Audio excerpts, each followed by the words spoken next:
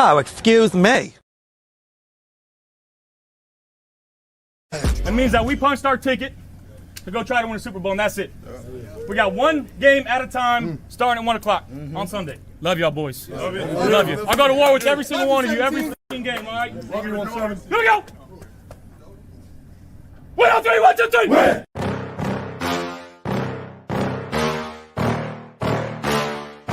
Yeah. Please tell me that I can't, that I won't, that I fail, that I'll never make it out, yeah.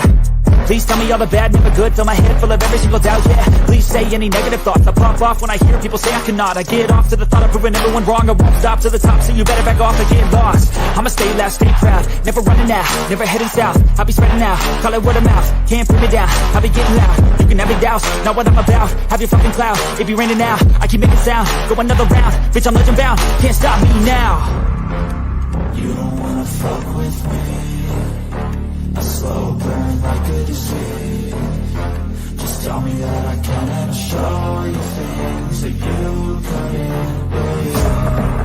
Just tell me that I can. Just tell me that I can. Just tell me that I can. Just tell me that I can. It's showtime.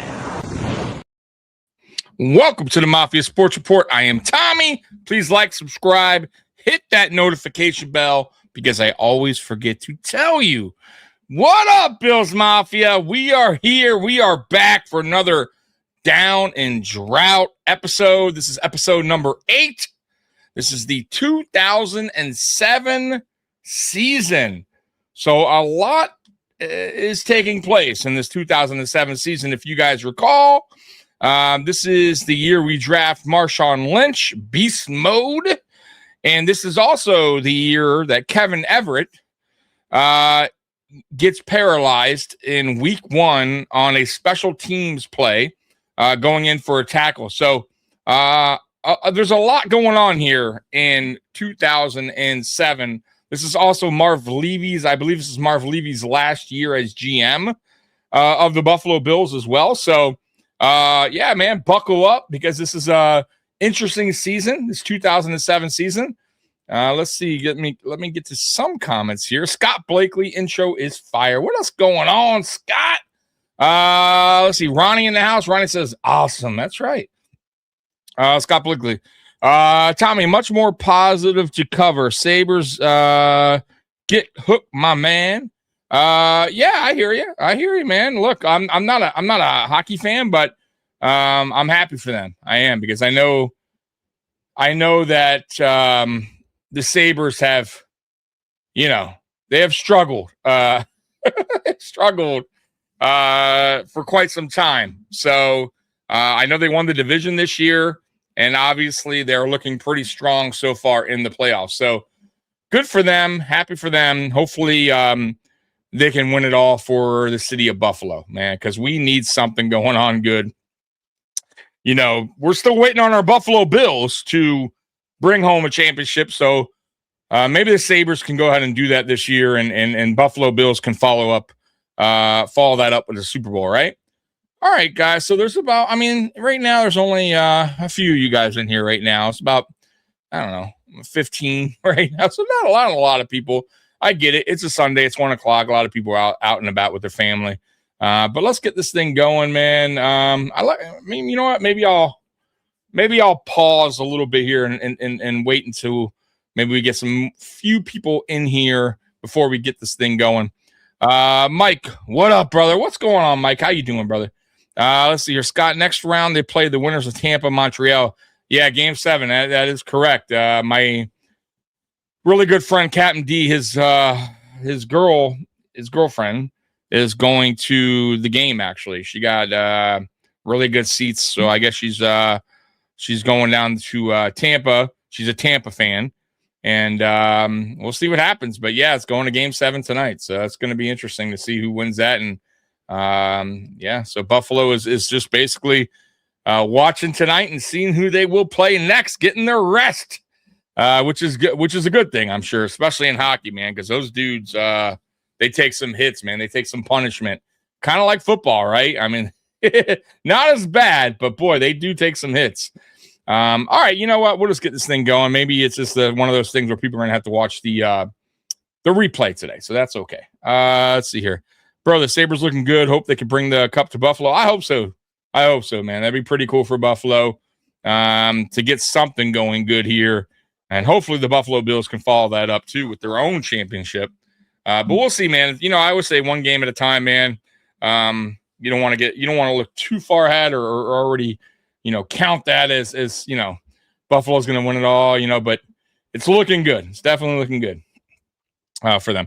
Here's a fun fact, Tommy. Quebec, Nordiques, part of the old Adams division, moved to Colorado and is the Rockies. Okay. Jeez.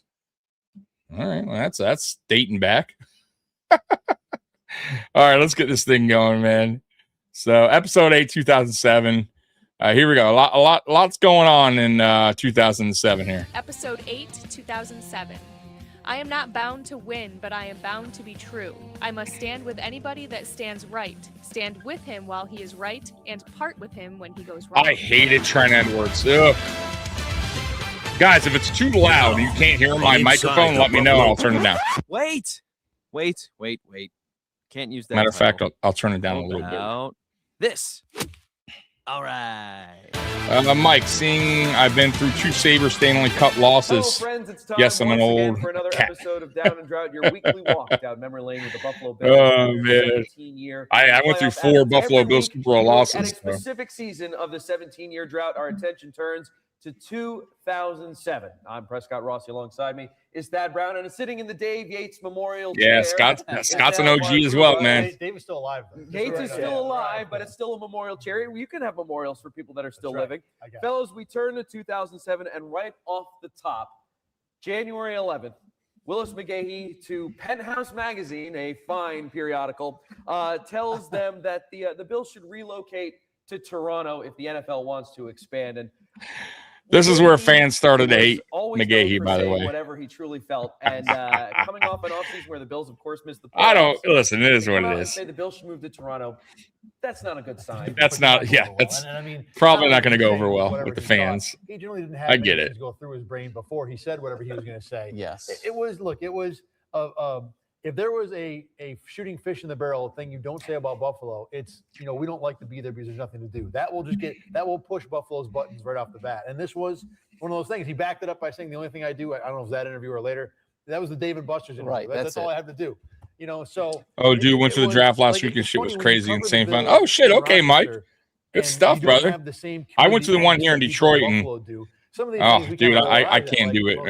It was a fun atmosphere, but we're not Miami, we're not Los Angeles. going to the literal, when the draft began, it was a nightmare, dude. I had to get out of that crowd. It's not Houston. It's not a lot of work. Exactly. Yeah. So you understand when someone says there's not much to do, you kind of, okay, fine. But in Buffalo, if you have any brain in your mind, in your head, you don't say anything like that. No. You guys notice, let me pause this real quick. I think that's how it'll be remembered. So do you notice it's not really a thing anymore? Like players used to complain about there's just not a lot to do in Buffalo, which I'm sure. Look, I'm not from Buffalo, guys. I have some family in Rochester who I really don't even know that well.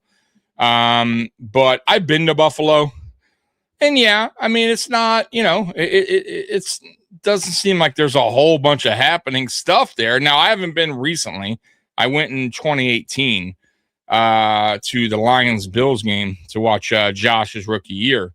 But if you notice, that's not really a thing anymore. Players don't really – they're not complaining about there's nothing to do in Buffalo. Because why? Because Buffalo's a winning team now, right?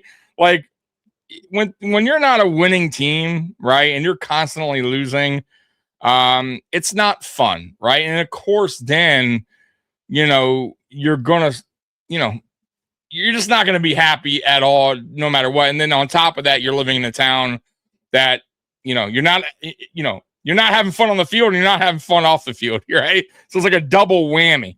But if you notice now, that's never a thing, right? No, I haven't heard anybody say it. Now I've heard some players say it's not it's not like New York City or it's not like Miami. Of course not.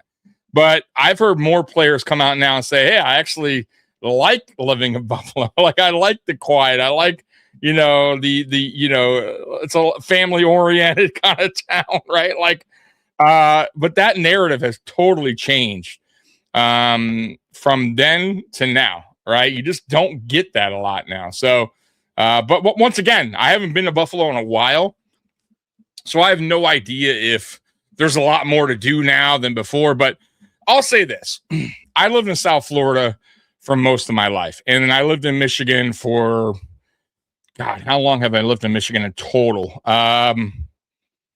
I would say I've 15 years in total, off and on. But like I said, South Florida mainly my whole life. And yeah, there's things to do, but it's not like, there's that much crazy stuff to do where I'm just walking outside and like, go ahead, like, there's so much to do. I can just go. Every step I take, there's some action going on. Like, you have the beach, right? You have obviously like some water parks. And you got Orlando, but you got to travel 3-4 hours to get to there. Like, so it's not like crazy. It's not a ridiculous amount of things to do. You know what I'm saying? And I'm in here in Michigan. It's the same thing. And I'm a homebody, but really, what is there to do, right? Go to a bar, right? And in Florida, the main thing was really, honestly, the beach, which I wasn't like a huge beach guy, but whatever. Okay, the beach and nightclubs. But we have nightclubs here. I'm sure they have nightclubs in Buffalo somewhere. So like, I don't know about the whole, there's so much to do in all these towns. I don't, but to each his own. I think it's more about the north, meaning like the weather, snow, the cold. Like, my friend Captain D, he's actually from Canada. He was born in Canada, but lived in South Florida most of his life as well. And he hates the cold. Like, he would never move to a cold state, right? So I almost think it's a little bit more to do with the cold and the snow that a lot of these players who are not from that environment are like, damn, I'm trapped in my house. It's freezing cold. I don't want to go anywhere. There's nothing to do. That's the only thing I could think of, because it's not, like I said, once again, I grew up in South Florida. It's not like I just stepped out the house. There was so much to do.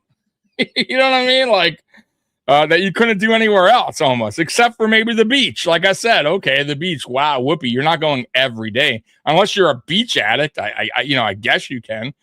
Let's see here. Bro, Pittsburgh showed out. Yeah, I heard they had more of a crowd than Detroit, which is crazy because I think Detroit set like a record for fans. I think Pittsburgh beat them, if I'm not mistaken. So Scott, Tommy stayed long enough in the Detroit draft to see Buffalo trade out the first. No, I stayed for the whole night, bro. I stayed the whole night. I went to the casino and I watched the draft. I watched the whole first round. You know what I mean? So, and it was, trust me when I tell you, I was there quite a long time because I got there. You got to remember, I got there early to kind of walk around and take pictures. And, I actually met up with Trevor. Remember Trevor Scott that used to come on the AFC Shakedown? He was there. So I met up with Trevor, which was cool. You know what I mean? And, yeah, but it was a long event. I was probably there, 5 hours, maybe more. I don't even know. It just seemed like forever. No distractions in Buffalo. It's a good thing for athletes versus Miami. Yeah, I mean, I guess, right? I mean, once again, it depends on the person. There's nothing to do here for them. Yeah, I don't, like I said, I don't really live. I haven't been to Buffalo in a long time. I live in a city you don't see the players. Yeah, I'm sure you won't. And by the way, I lived in South Florida. I didn't see players either. like once in a while, like the close, like I think the only celebrities I ever saw while living there, I saw Mike Tyson drive. He was driving in a Ferrari. He was the passenger on the strip. Me and my friends. It was at night. And we were, walking. I think we were going to a club or something. And he was he was on the strip in a Ferrari or a Lamborghini, and he was on a passenger. That was pretty cool. But outside of that, I did play basketball with Jason Taylor, some Miami Dolphins players. They used to go to this park in Tamarack where I used to play basketball. Joy Taylor, y'all know Joy Taylor, Jason Taylor's sister. She would play basketball there. Like I said, Jason Taylor. So there was some Dolphins that I did meet and play basketball with. I went to school. I told you guys this at Coral Springs High School with Steve Hutchinson, which was Hall of Fame offensive lineman, played for Seattle for many years. I was a freshman. He was a junior when I got there. He was the big man on campus. He really was. I didn't think he was going to be a Hall of Fame player, but who knows who would think that? So that was pretty cool. Eddie Jones, I saw him play basketball against Coral Springs High School and like a scrimmage. That was pretty cool. Who else? I saw Dan Marino at his restaurant. He used to have a restaurant. I don't even know if he has that open still. And that is it, I believe. There was a former basketball player for the Pistons. I forget his name. I can't believe I'm forgetting his name. Played basketball against him as well in Plantation. Can't believe I'm forgetting his name, but he was drafted out of high school to the Pistons. So yeah, I mean, I guess I met a few athletes or came across some in South Florida. Here in Michigan, I've never come across any athlete or anything like that. They want to build around the new stadium and OP won't let it. Yeah, I heard. Yeah, it has to be approved and stuff like that. I don't think the area, the residents want a lot going on around there. But who knows? I heard the Bills did put they put a bid in for the 28 or 29 draft.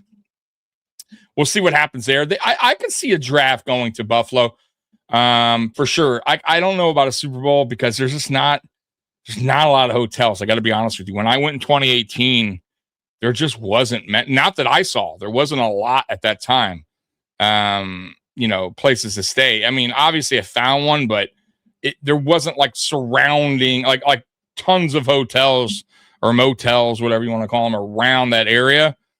So I don't know if they would have the ability to, for people to stay somewhere, right? Unless they Airbnb it, and I don't think the Super Bowl will or the NFL would do that.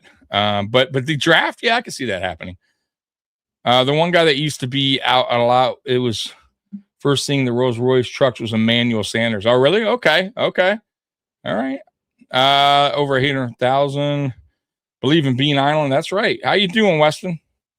Weston in the house. Joy Taylor's new podcast, The Run Through. You're so funny. Dude. Oh, Brandon Knight. It was gonna bother me in my head. The Pistons player was Brandon Knight. I don't know if you guys recall him or if you guys watch basketball at all, but I actually played basketball against him. And bro, that dude was, he was a guard in the NBA, and he didn't play like a guard in street ball. Like that dude was he was tough to guard. He was physical. He played almost like a forward. And I was really, really good. I was a really, really good street baller. I was really good in high school. Obviously, you guys know I told you I broke my ankle, so kind of derailed everything for me. But playing against a guy like that, who was obviously an NBA player, who became an NBA player, tells you everything you need to know. Like that dude was an absolute beast. He got dunked on, by the way. Got dunked on by Jordan, not Michael Jordan, but I think it's Dion Jordan, his name is. He got a poster. Right? I don't know what he was thinking, trying to block a shot, but he tried and failed. When Blake Griffin knighted Brandon Knight, no, that wasn't Blake Griffin. That was Jordan. That on the same team, on the Clippers team. Is it Dion Jordan? I forget his name. or Deion Jordan for the Dolphins. What's the Jordan guy? The guy for the Clippers. You know what I'm talking about? DeAndre Jordan. Okay, was that his name? Okay, yeah. So he dunked on him, right? But he was a center. He's like 7 foot tall, right? I have no idea what Brandon Knight was thinking. I have no idea, but sometimes as a baller, you just want to, you think you could do everything, right? You think you can block somebody. You think you can, it's just kind of like, I don't know. I guess that's what he was thinking. He could go up there and block him, but it just did not happen. You're in Michigan, so you would know my cousin Mateen. Nah, Michigan's a big place, brother. I mean, I don't know. Maybe. I don't really go out much, but possibly. I don't know. maybe I ran into him. Who knows? Anyways, let's get back to this. But you guys get my point about, players back then. It was more of an issue in Buffalo because they weren't winning. And when you're not winning, you don't really want to play for the team, number one, right? You're not really happy being there.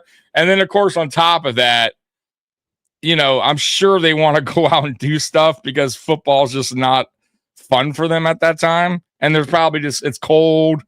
They're not used to the cold, whatever. And there's just not a lot to do. I get it, I guess. You know what I mean? So Willis McGahee, a South Florida guy, obviously you guys know, played for the Hurricanes. And just, wasn't happy. Wasn't happy with the surroundings. I don't hate the guy for that. Like, I know Bills fans are a little bit salty when it comes to Willis McGahee. That stuff don't bother me. Like, it really doesn't. You don't have to love the area, the city you live in. You know what I mean? Just respect the fans, and give it all you got for the football team. But just because you play for the team doesn't mean you have to live in the city or just, be a fake, I love Buffalo. I love being here. Like, dude, like, it's okay. It's not for everybody. I tell people that all the time too. Like, I like Michigan. I do like the cold. I like living here. It's affordable. I'm a homebody anyways. The only thing I don't like is the food here. I think the food is terrible in Michigan, but it's not for everybody. You know what I mean? It's not for everybody. Same with South Florida. You know what I mean? I couldn't move back to South Florida. It's way too hot. The humidity is ridiculous. The rent is sky high. I'm good with all that, man. It's not for me anymore. So every place, different places are for different people, right? Like, anyways, national champ, please, national champ. Mateen Cleaves, you talking about? Mateen Cleaves, correct? Is that who you're talking about? I believe that's who you're talking about. Job still going good, bro? Mine, yeah. I'm still working, man. I'm still doing the on-site security thing. Of course, I used to work from home, which was way, way better. More convenient, made more money, but shit happens, folks, and you got to move on and you got to make a living. But yeah, I got a lot going on right now in my life, man. I lived in my house since 2017 renting, and my landlord, who I consider a friend now, I've known him for so long. He's decided to sell the house, and he did sell the house. So I don't have a lot of time left here. And of course that sucks because I got to find a place that's affordable, and moving is never fun. So I got about 4 months to figure some shit out. Right.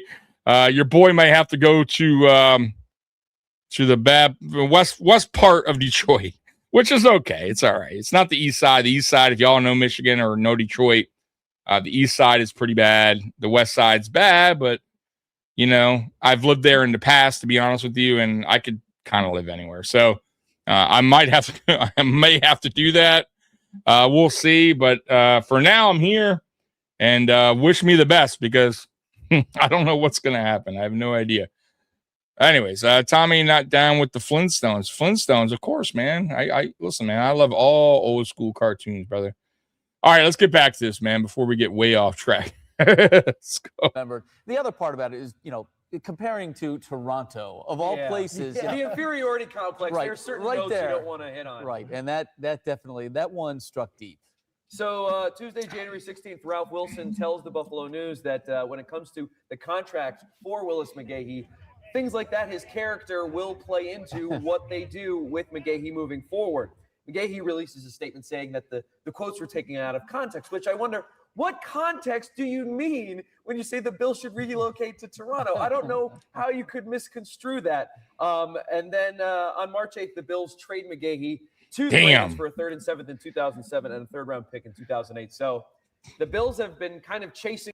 So that's wild. So Ralph Wilson was so offended by the comment that Willis McGahee said that he shipped him off fast.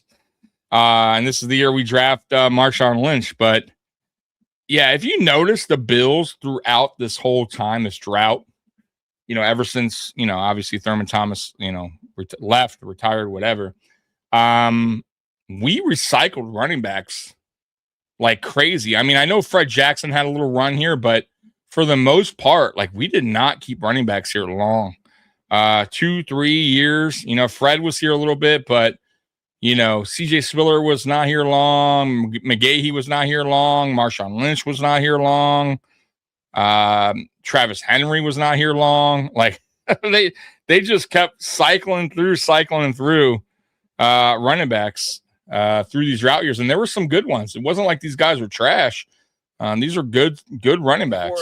First round, running back actually. Thurman Thomas, they've had good ones, and now they've gotten rid of another. Thank you, Mike. Best running back, I'll be all right, man. I always figure shit out. But a very good one in Willis McGahee. And he was good the 3 years before they got rid of him. He was a top, maybe not top 3 or 4 back, but he was certainly in group. No, two he was probably a top. He was an excellent back. That said, top 5 maybe. He was close to the top 5. But regardless, it was a tough guy to lose. No, I would agree. I mean, it created a huge hole in that offense. And when you look at what he did for Buffalo, given where he started, the fact that he missed his entire rookie season rehabbing. He missed his first year, and then he really played the next two. Very good NFL running back. And I think there was a lot of doubt about just how good he could be. He was solid. You can't take that away from him, guys. Buffalo and he was in the NFL a little bit. He lasted a little bit. And you have to believe that was a big part of what happened, because the next 2 months, from Willis McGahee's point of view, is total damage control. I mean, everything out of context, everything out of the, I'm trying to walk back the stupid thing I said playbook is what he did for the next 8 weeks. From the Bills' point of view, they gave him no leeway to do that. But when they traded him, it left a huge hole. Yeah. From that point until the draft, the thinking was Anthony Thomas. Who? Yeah, Anthony Thomas. Yeah. Anthony Thomas. I believe he was called A-Train, right, guys? Like, wasn't that his nickname?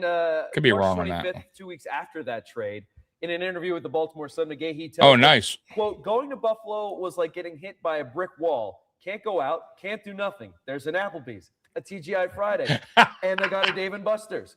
They got that, and I'm like, what the? And the women, ... Willis, what are you doing? There's not going to be a wall. I think that's fair to say. I got to rewind this. Hold on.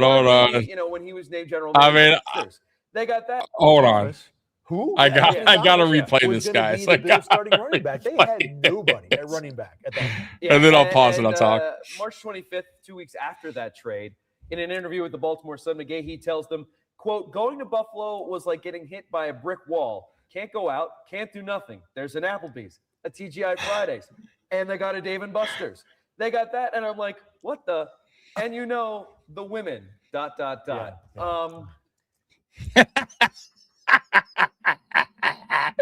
Yo, you guys got to laugh on that. That shit's kind of funny, right? Yeah, the women, sorry.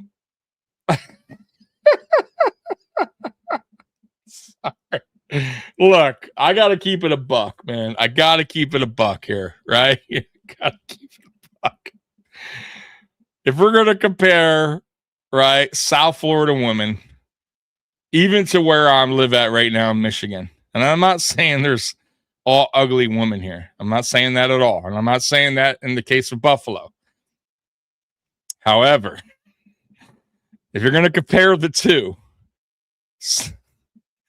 it's night and day. Got to be honest with you guys. So I understand where he's coming from. Like I do.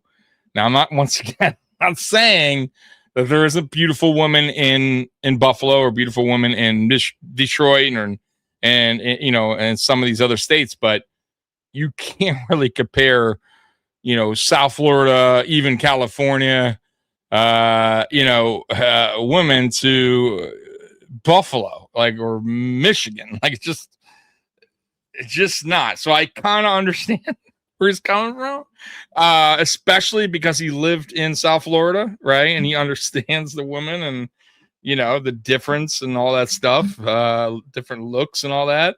And as far as like Applebee's and all that shit that he's talking about, come on, man. I just talked to you guys. I live in South Florida. It's the same shit. Like when I got older, we barely went to the beach. And really, the only thing we really did was go out to eat anyways, which is the same thing, right? I mean, we would go to the clubs on the weekend, maybe the casino, but they got that. Every city has a casino pretty much, or a club. So it wasn't like crazy things to do. Like, that's what we do now. You go out and eat, go to a sports bar. That shit's everywhere. So, you know, but I understand his frustration. Let's get to some of your comments. Sat right in front of Bledsoe's parents. Oh, that's pretty cool, man. That's the truth, though. next to Malloy's uncle and cousin. Okay. Travis Henry was here long enough to make like 17 kids. I think he has, from what I heard, like 10 or 11 kids, something like that. So yeah, Travis Henry has a bunch of kids. And what's crazy is I believe they're all from different women. So, you know, he was having a good time, man. The only thing that's saving Buffalo is you could go to Toronto like 2 hours away. Right. Which, by the way, a lot of people in Michigan also go to Canada. They cross the bridge. You know, I went once. It's okay. But there is quite a bit of people that also go to Canada and come back the same, you know, either the same night or the next morning. So I don't know what's going on in Canada, but apparently there's something a little bit better going on in Canada than Michigan. So, but yeah, so I guess Buffalo people do that too. Willis, what are you doing? There's not going to be a Wall of Fame moment here. No. I think that's fair to say. You know, it was just, and Marv Levy, you know, when he was named general manager, said that the Bills are going to be a team full of high character. No other option for him. High character. Get out of here. Just give me players. Just to kind of give me good players. Twist of lemon on the end of this. In the middle of all of this with McGahee and the Bills' current running back at the time, their greatest running back of all time, Thurman Thomas, is selected to the Hall of Fame class in 2007. So yeah. You just had that little extra twist of the knife digging in deep after Willis McGahee just can't stop running his mouth. And we talked about losses in the offseason of 2007. There are more than this time on the other side of the ball. Buffalo has a really solid food scene. Willis was just a douche. Nate Clements, London Fletcher, and Takeo Spikes. Just I'm sure he regrets some of the things he said, but I get it. Those three guys leaving Orchard Park. Clements was the guy. You know, wasn't a great time to be a Buffalo Bill. You know what I'm saying? And again, just like Willis McGahee on offense, he left them with nobody. They were going Ashton Yebote, who's going to be a starter at corner. So, you know, Spikes and Ashton Yebote, good players, but especially with Fletcher, they were both kind of on the back end. They were cap casualties. There was some football sense to, you know, it wasn't the smartest move to bring those guys back. Nate Clements was one of those free agents that the Bills had. They probably should have kept, a lot like Stephon Gilmore this year. You know, love Nate Clements, man. Absolutely, Gilmore, they should have that caliber. Yeah, I mean, I think the thing with Clements was he was a highly sought after free agent. And this is one of those moments where you talk about where did he wind up going? Be willing to spend for a guy. In this case, they decided not to spend for him. So off to San Francisco he goes. And, there you go. They just answered my question. That secondary. 8 years, $80 million to the 49ers. And that was the thing. It was a huge price tag. The NFL draft, April 28th and 29th. They're still doing the Saturday, Sunday. Damn good contract. And the Bills have the 12th overall pick. They've been linked with Patrick Willis, who goes one pick ahead of them to San Francisco to play with Clements.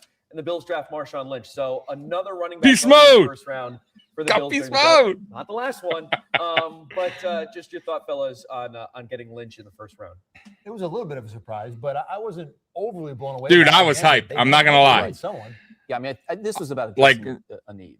Dude, when we And, drafted Marshawn Lynch, you know, they I felt was like he ecstatic, the best guy dude. available at that point. It's interesting because he was a good running back at Cal. I don't think we realized, and I think it took a while to realize just how tough he was. You know, really what kind of back he was. And the shame of it was, if you really kind of want to go big picture on Marshawn, he never really had the chance to play on a great team in Buffalo to really see what he could do. None of these drought pick players draft, did, the though. second Like, running I feel back bad taken for is all of Adrian them. Peterson. Well, right, and he exceeded those things. I mean, that's pretty lofty, draft status. 12th pick overall, number 2 running back, especially in that era where it was still it wasn't quite the quarterback era yet. And he was better than advertised with those 2 spots. And again, the Bills had needs a corner. They were thinking about that as well. But in the run-up to that draft, Michael Turner, the backup running back in San Diego, was on the trade block, and Buffalo was hot and heavy involved in that right up until draft day. Oh, guys, I have a wasn't poll, shock. or I not a don't think poll, anyone here but was I overly you know what? excited I about Marshawn Lynch. duh. Again, if Sorry there's a about need, that. But There's the banner. Peterson was the So, star running back of that draft, and they didn't which get that Buffalo guy. Bills So, drought whatever, era we'll move on. team It's a first round pick. was your favorite? Just put the year. So put it in the comment section. If you're watching for this, if you're watching this later, put it in the comment section. Marv Levy even said. So let me know, guys, in the chat, which drought team was your favorite? Just put the year. I have to imagine 2 Hey, home runs in the pause. first 2 picks. Maybe not necessarily at that moment, but definitely in hindsight. I don't know about question. home runs, but they were definitely solid picks. Solid picks. Maybe home run goes a bit too far, but look, those guys did what they were brought in to do. They each one of them plugged an important need on both on their side of the ball. And both were expected to. It wasn't like that we thought the Bills were reaching with either pick. They were solid picks. They weren't good picks. Print up the playoff tickets picks, but they were good enough. And the 3rd round pick is Trent Edwards, Yep. the quarterback. Boo! So the Bills are addressing Boo! areas of need, though they My most hated Buffalo Bills player And ever. the big thing with that Edwards, Trent was Edwards. how Hated much him. Bill Walsh had pushed. Bill his Walsh abilities kissed his to ass. teams that were looking for quarterbacks at that stage of the draft. Walsh had a big hand in him being drafted because he really sold, his virtues as a quarterback. And I think, the What did he say? He was the people, next the Joe Mark Leaves of the Montana world or were listening. something Mark like Reed was that. kind of a Bill Walsh peer. Fuck in that outta era, here. So he's going to respect things that Bill Walsh. Not that you shouldn't, but especially someone from that era. And I think the reaction in Western New York was, okay, a 3rd-round quarterback, we'll see. J.P. Losman had done nothing to convince anyone he should be the long-term answer. But no one was Captain looking at a check down 3rd-round right here, quarterback Trent thinking, okay, Edwards. This is going to be our guy, especially that season.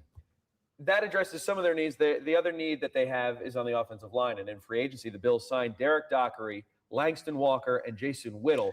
Langston Walker was like 6'9", right? Like that was a tall ass And motherfucker. we're seeing now the circumstance or the consequences of the Bills not being successful and kind of having this idea that they're maybe a cheap organization where now they have to spend on players that are good but not necessarily great to bring them into. He's like Orchard Park. Deion You have Walker size, the actually. Davies of the Walker world was, touting right? about how If I'm not boring Buffalo mistaken. is. Now, the Bills Trent are was good really until he got facing crushed by Bills. What do you Peterson think from about the crowd. Derek Dockery and Langston Walker? I hated Being Trent Edwards, bro. players that they would address for the I guess offensive you know line what, to go because I on. like JP Losman too, man. And And Dockery, I don't know, he took JP's really job after JP got hurt, but I just did not like Trent's game. played a really Did not high like level, it at and all. That just never materialized.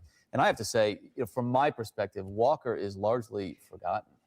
That's how little an impact he ended up Cardinals. having. 5 years, What do you mean $25 Cardinals? million for Walker. 7 years, $49 million for Derek Dockery, the highest paid bill in 2007. Both guys, Damn, they filled paid needs. Dockery, Looked at huh? him and said, okay, this guy fits here, and the Bills need a guy here, and this guy is, Dockery was the best offensive lineman on the market. That's Walker right. might have been the 3rd or 4th. He was up there too. So relative, I thought to that Walker season, was you looked at those signings. and a thought, defensive okay, this lineman, makes wasn't sense, he? Or was but he the offensive contracts lineman? were big, I and swear not he's a guy had defensive been lineman. talented I enough could be wrong by on that, but themselves to I think this remember is him gonna blocking a change field how goal good our offensive line because that dude was like It super wasn't tall.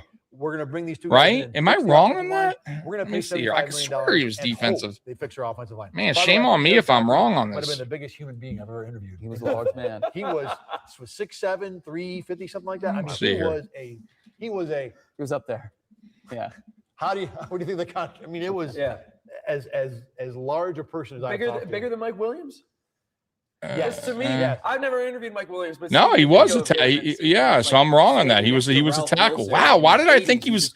Maybe because he was out on special teams blocking. But Totally teddy bear. yeah, he was a tackle guard. But I was right on the height, 6'8". Was like Why did I think defensive line? I guess I got it fucked up with the special teams. I have no man. Yeah. So while the Bills are making these moves during the offseason, meanwhile in the division, the New England Walker was Patriots 6'8". Yeah, he's tall becoming a super motherfucker, team. man. And Edwards was trash. you have He was. I hated him, dude. In 07, thing like, okay, He played for the some Cardinals. of these Okay. moves, like kind of in a vacuum are okay for the Bills, but you don't even have to leave the division and see a team that's just doing everything. Like I said, better though, than I you do want. remember him on special teams, though. He blocked a field goal one time. I think, Welker, we had a front row seat for what he could do and what his potential might be. You just kind of felt like he was a Belichick kind of guy. And Moss, you start conjuring up images of what was going to happen between Tom Brady and Randy Moss. Obviously, there was a lot of baggage coming in from Oakland, and that's how they were. Wow, is this the year that they got Randy Moss? Is that it? 2007? Dynamic combination. I had my questions about. Wow, that was the year they went undefeated and lost in the Super Bowl, huh? Super big. Yeah. To me, the bigger move was Wes Welker. After seeing him play a season and change in Miami, what he did when he went. Yeah, bro, 2007. Wow, I didn't even realize that. Perfect for the Patriots. He's going to catch 1,000 balls and be. Isn't that crazy when you think about it, guys? Like that team, the Danny Amendolas, Julian Edelman, undefeated, going into the Super Bowl, they just kept on favorites over the Giants. It was Welker who did it first. That was a really good team too. They had, or that the Patriots added in 07. Samuel and they Morris, fucking Dante lost to the Taylor Giants. Thomas, Larry Izzo, Troy. I don't think anyone saw that coming, guys. Say I want to Sante Samuel. This team is stacked on both sides of the ball. Now for the Bills in training camp 2007. So bad they had to change Jason Peters to tackle. Yeah, he went from tight end to tackle. Darwin Walker, who was a piece in the Takeo Spikes trade, he was coming back to Buffalo from Philadelphia.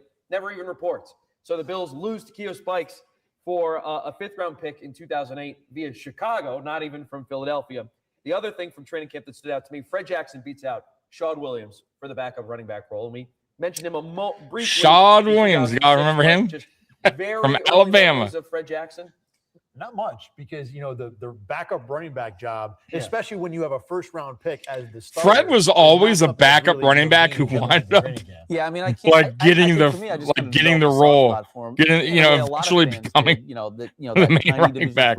But almost like all the time, it's like we like him, but we don't like him. We're going to draft a running back. Yeah, that's how they treated Fred for a long time. Here this season, we'll talk about George Wilson was another guy. Oh, George Wilson, guys. You saw them do good things in practice, and you thought, well, it'd be great if that guy got a chance, and so George Wilson, another player I met, actually, but I met him here.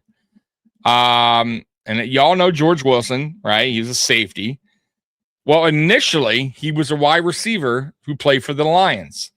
I was out here on, I flew to Michigan. I was living in South Florida at the time, but I flew to Michigan for my cousin's wedding, and they had a bachelor party at one of his friends' house. They were doing for him, and bro, it was packed. Obviously, they had girls over and all that good stuff. And I'll never forget it because my buddy at the time was like, "Dude, I'm gonna go to the tanning." We got to get tans. I'm going to go to the tanning salon. And I never went. Like, my buddy had gone a couple times. And it wasn't like I was, pale, guys. I lived in South Florida. But he felt like he was tanning like crazy. So he's like, no, bro, you just go in for, half an hour. I don't even remember how long. 15 minutes or what. So, bro, I go in this fucking tanning fucking place with him. And, bro, that fucking thing melted me. And, bro, I came out of that bitch like shortly after. I was bright red, dude.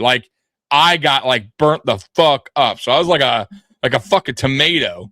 And that night was the bachelor party. The next day, I think it was the next day, was at the actual wedding, or maybe the day after. But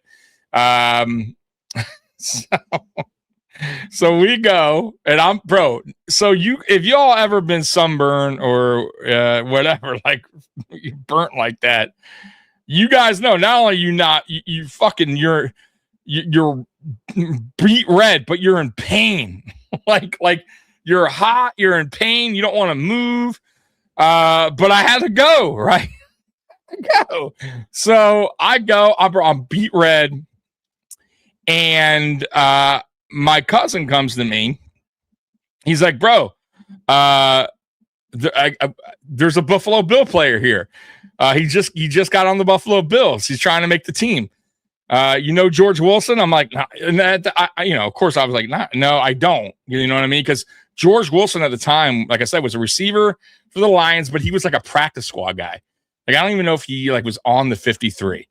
So I didn't really know much about him, but whatever. He's like, yeah, man, you want to meet him? I'm like, of course. So George Wilson comes over. I'm like, what up? What up? He probably thought I was fucking crazy. So rad. But we got to talking about the Buffalo Bills, and this is before like I said, he just got signed. So the season didn't even start. Camp hasn't even started yet. And he's like, yeah, bro, I'm just going to go there. I'm going to compete. Like, we were just talking Bills. He's like, and we're talking about Josh Reed, and he likes Josh Reed's a hell of a player. And bro, and then I go to watch the season that year, and guess what? Fucking George Wilson converted to safety. I said, I know that motherfucker. I know that guy. So there's my George Wilson story. But good guy, great talk. He probably thought I was fucking crazy.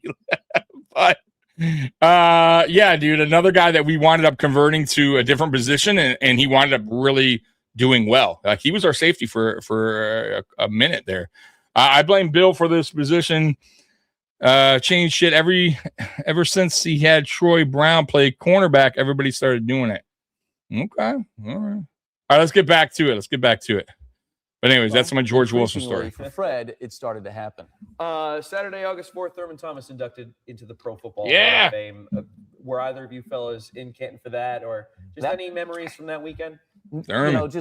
Just thinking, deserving. The Terminator. My stronger memories are when Kelly went in. I think that speech was so poignant. Just to me, for Thurman, it was just, here's a guy taking his rightful place among the greats. He could not have done any more for this franchise. Absolutely. His time there. Thurman Thomas was a beast.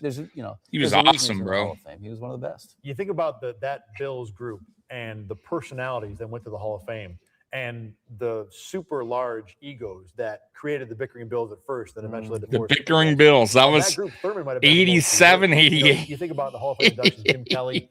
As emotional, they were having some issues early on, for sure. Andre Reed kind of had an angst to him. Marv Levy was the coach. Bill Polian was the architect. Of the group, Thurman Thomas might have been the least notable. Hardly, to say he's unnotable, but of that, group of guys, Thurman was kind of the normal one, if there was such a thing. Yeah. Start of the 2007 season, September 9th, the Bills host the Denver Broncos. The only thing that needs to be discussed from this game is Kevin Everett. And fellas, just here it is. Y'all remember this? In that moment I watched this, guys, live on Ticket. Suffers a catastrophic injury. The unique thing about it is you see a lot of football injuries. Bro, guys he on the ground. They bring out the headboard, and he fell like a sack of potatoes, bro. He fell instantly. You knew something was wrong. And when they showed that replay, and in that case, you knew it, man. You knew it. He was that to happen again, and something was wrong, bro. Not happen right away, but still. I remember talking to Dave Yates was on the field for that game, and he said that while it's happening, you don't think this is a guy that's going to be paralyzed. You think it's just another. He was a tight end from Miami Hurricanes, actually. Yeah, it was his first. I believe it was his first year, right? He was a rookie that year. About it was you could tell playing special teams, but man, it was wild. A slight movement as he was sort of settling to the turf, and then he did not move. Yeah, I remember he kind of like when he initially went down, he like went silent. And it was weird, bro. Like he was fucked up, dude. Off that field onto that gurney and then up into the ambulance and wheeled out of the stadium. And obviously at that point, everybody knew, had an inkling of this is serious. What a way to start the season, guys, right? Week one. It wasn't, this was crazy, bro. As I remember, it's sort of in that era where we were beginning to take extra care with athletes when they were hurt like this. That was not the norm. As I recall, sort of at that point. And This took a long time, and it just made you think. What's wild though? No, I just don't have a good. Is that feeling that about dude this. wound up But walking obviously, we again? found out very quickly that there was good reason for that. And Like, good why for he was him. so long on the field, because there were some unique medical procedures going on at that point to try and save his functionality. The next day, his doctor says it's a severe cervical. They injury did something that right, damages his guys. Spinal cord and an 5 to 10% chance of recovery. Wow. Sitting in the media room at one 5 to 10%, and that dude's walking today. Just your heart, everything just sinks. Was it right after the game? That's we were talking about? wild. next If you day. guys think about it, that is Yeah, just I think after the crazy. game there was a pall over the locker room. That again, everything sort of seemed to fall, cast aside. With sort of Everett's condition being sort of the focal point. Yeah, the Broncos win this game. It's irrelevant. It really becomes a footnote. And Even though the game was, I think the It was Broncos close. Last-second field goal. They had to run their field goal team on the field with the clock running to get a field goal that off. is correct. to That is kick how the- that so game the ended. game, the game itself would have been something we would have Wild. talked about in any other circumstance. But and I remember the whole feel in the stadium was different after that injury, yeah. and with good reason. But yes, in the following days, the way this thing evolved, it obviously ultimately transcended sports. It became the kind of story that everyone was paying attention to, wondering what was going to happen with this football player from Buffalo. And in the media, I mean, how did you cover it, not only the day of, but in the days following that? Because every day you're looking for updates on Kevin Everett's status. Yeah, and I would say it again. To use a TV term, it became an A-block story. You were in the top of the newscast every day. with He an update wound on up what was getting, going on. What was fascinating about this? What are Yeah, you mentioned the award on what was done ESPN to Kevin Everett and that walked out on essentially stage actually. changed his So life. This cooling method that pretty they used crazy. to, Pretty to crazy get those story, really. coolants into his bloodstream immediately on the field. This is something we had never heard of before that. This was revolutionary stuff. It was Andrew Cappuccino, the team doctor, that rushed onto the field that day, and they had trained for this. They had prepared for this type of Maybe moment, but had them doing never that enacted is it, a had reason never why done it. he's walking It's really today. a I'm training just throwing that exercise. out there. And It could in be. that moment, he took that, how else to put it, but a sort of body-saving measure, and then a miracle unfolded before our eyes. You think about what that game that started with a simple kickoff, a football play, Yeah. and then transcended into an injury. Then it transcended into eventually, almost miraculous overcoming of an injury, and from there it even transcended another level to. He actually came to Buffalo and walked down the field. Started as a football play. Was it and a year became after something or a that, couple years the after, medical something like profession that? would talk about for weeks and months and years afterward about how this man's movement and arms and legs were saved. 2 days later, Everett regains voluntary movement in his arms and legs. And you're already seeing, from hearing 5 to 10% chance of recovery. Wild. You're seeing just kind of the miracles of modern science in real time. I can only imagine how, to look at this and be totally amazed, and then also have to, put football like in the back of your mind. What was, I guess you guys touched on that, of just A full sense of disbelief. Yeah. Like that. How do you comprehend all There was a this? Hollywood component to it. Like, how could this be happening this way? And This every man- day, it seemed like every day, like the best case scenario was the announcement. Yes. This was great. This is. We can't believe this is happening. Honestly, Every day it I mean, was I know something DeMar good. Hamlin Yeah. incidents And I'm curious to obviously see where a you're gonna go little with this, different because because obviously, it was it culminates with him died on the we're field, seeing but, him standing and walking. Yeah, I mean that This we'll was talk on just that, this was later in up the there season, of in the craziness. Bills game I against the New mean, York the Giants. fact that he Well, a lot of games walked happened before again then. is The Bills amazing. do have to play football games a week You later. know, They go I to mean, the Pittsburgh DeMar thing and is amazing. You know, the fact that he 26-3 to the Steelers lost. didn't have any brain Balls after damage or anything like play that calling is after the game. wild. You know, And usually JP, when you're not, after back-to-back years of breathing poor for that play, long, it's to not say good. It's someone else's fault. Let's look at the losses here, guys, by the way. To look at this and be totally amazed, and then also have to, put football like in the back of your mind. What was, I guess you guys touched on that, of just A full sense of Looks like we didn't start the Yeah. season too hot. how do you comprehend all There was this? a Hollywood component to it. Like, how could this be happening this way? And This every man- day, it seemed like every day, like the best case scenario was the announcement. Sorry, I This is rewinded a great. little bit much, but this is that's all right. this is. We can't believe this is happening. We can't. Every day it was something good coming out of that story. Yeah. And I'm curious to see where you're going to go with this, because obviously, it culminates with him. We're seeing him standing and walking. Yeah, I mean that we'll talk on that later in the season, in the Bills game against the New York Giants. Yeah. But a lot of games happened before then, and and the Bills do have to play. Oh, does it 4 come weeks out a this week later. season? They Maybe he go did to come out that Pittsburgh, season and walk on the field. and So we North started Dakota off loses versus the 1-4. Steelers. Lossman calls out Terrible. the play calling after the game. Shitty And fucking JP, team. After back-to-back years of poor play, to say it's someone else's fault didn't go over very well in the media. And just all the columns, the reports that I've found, everybody's just tearing into JP Lossman. Leave Did JP you get a alone. sense that there was, or did you It's ever everybody get a sense that else's there was going fault. to be a shift from Lossman now to this third-round pick, Trent Edwards? Oh my think it was God. that early because no one really bought into Edwards as a viable option, especially not soon. He was a third-round quarterback, So Even after Lossman's struggles? I mean, at some point they had to do something, obviously. But at that I was point, so pissed when they they'd went to still invested, when they went to essentially Edwards. a first-round pick and or That really a fucking first-round- guy. 2 first-round picks in the JP Lossman. Fuck that So guy. there was still a commitment there. They were going to, give him. But every I'm a chance. Bills fan. Fine. I Put remember that whole that week, it was garbage almost ass like- quarterback. It was almost like not a surprise. Whatever. I'll still root for my Bills. Because you really couldn't expect them to be concentrating overly on football that week. Right. And, and going back to JP, look, there was a sense of inevitability about this, that it was not going to work out. I was going to say kiddingly, rookie camp, that's when the whispers began. Like, we've got another quarterbacking option. Yeah. Let's see how good this guy is. He's a bright guy. He's from Stanford. Bill Walsh loves him. Oh, Bill Walsh loves him. I He mean, must I think, be the the one next thing Joe that I Montana. think we thought about a guy like Edwards was he did seem to demonstrate accuracy. Oh, One thing God. obviously JP struggled with, and a sense of being able to kind of command the Bill offense. Walsh says it. And Watch out. Again, I don't know that anybody thought he was going to be the solution. Last time I listened to An Bill alternative Walsh.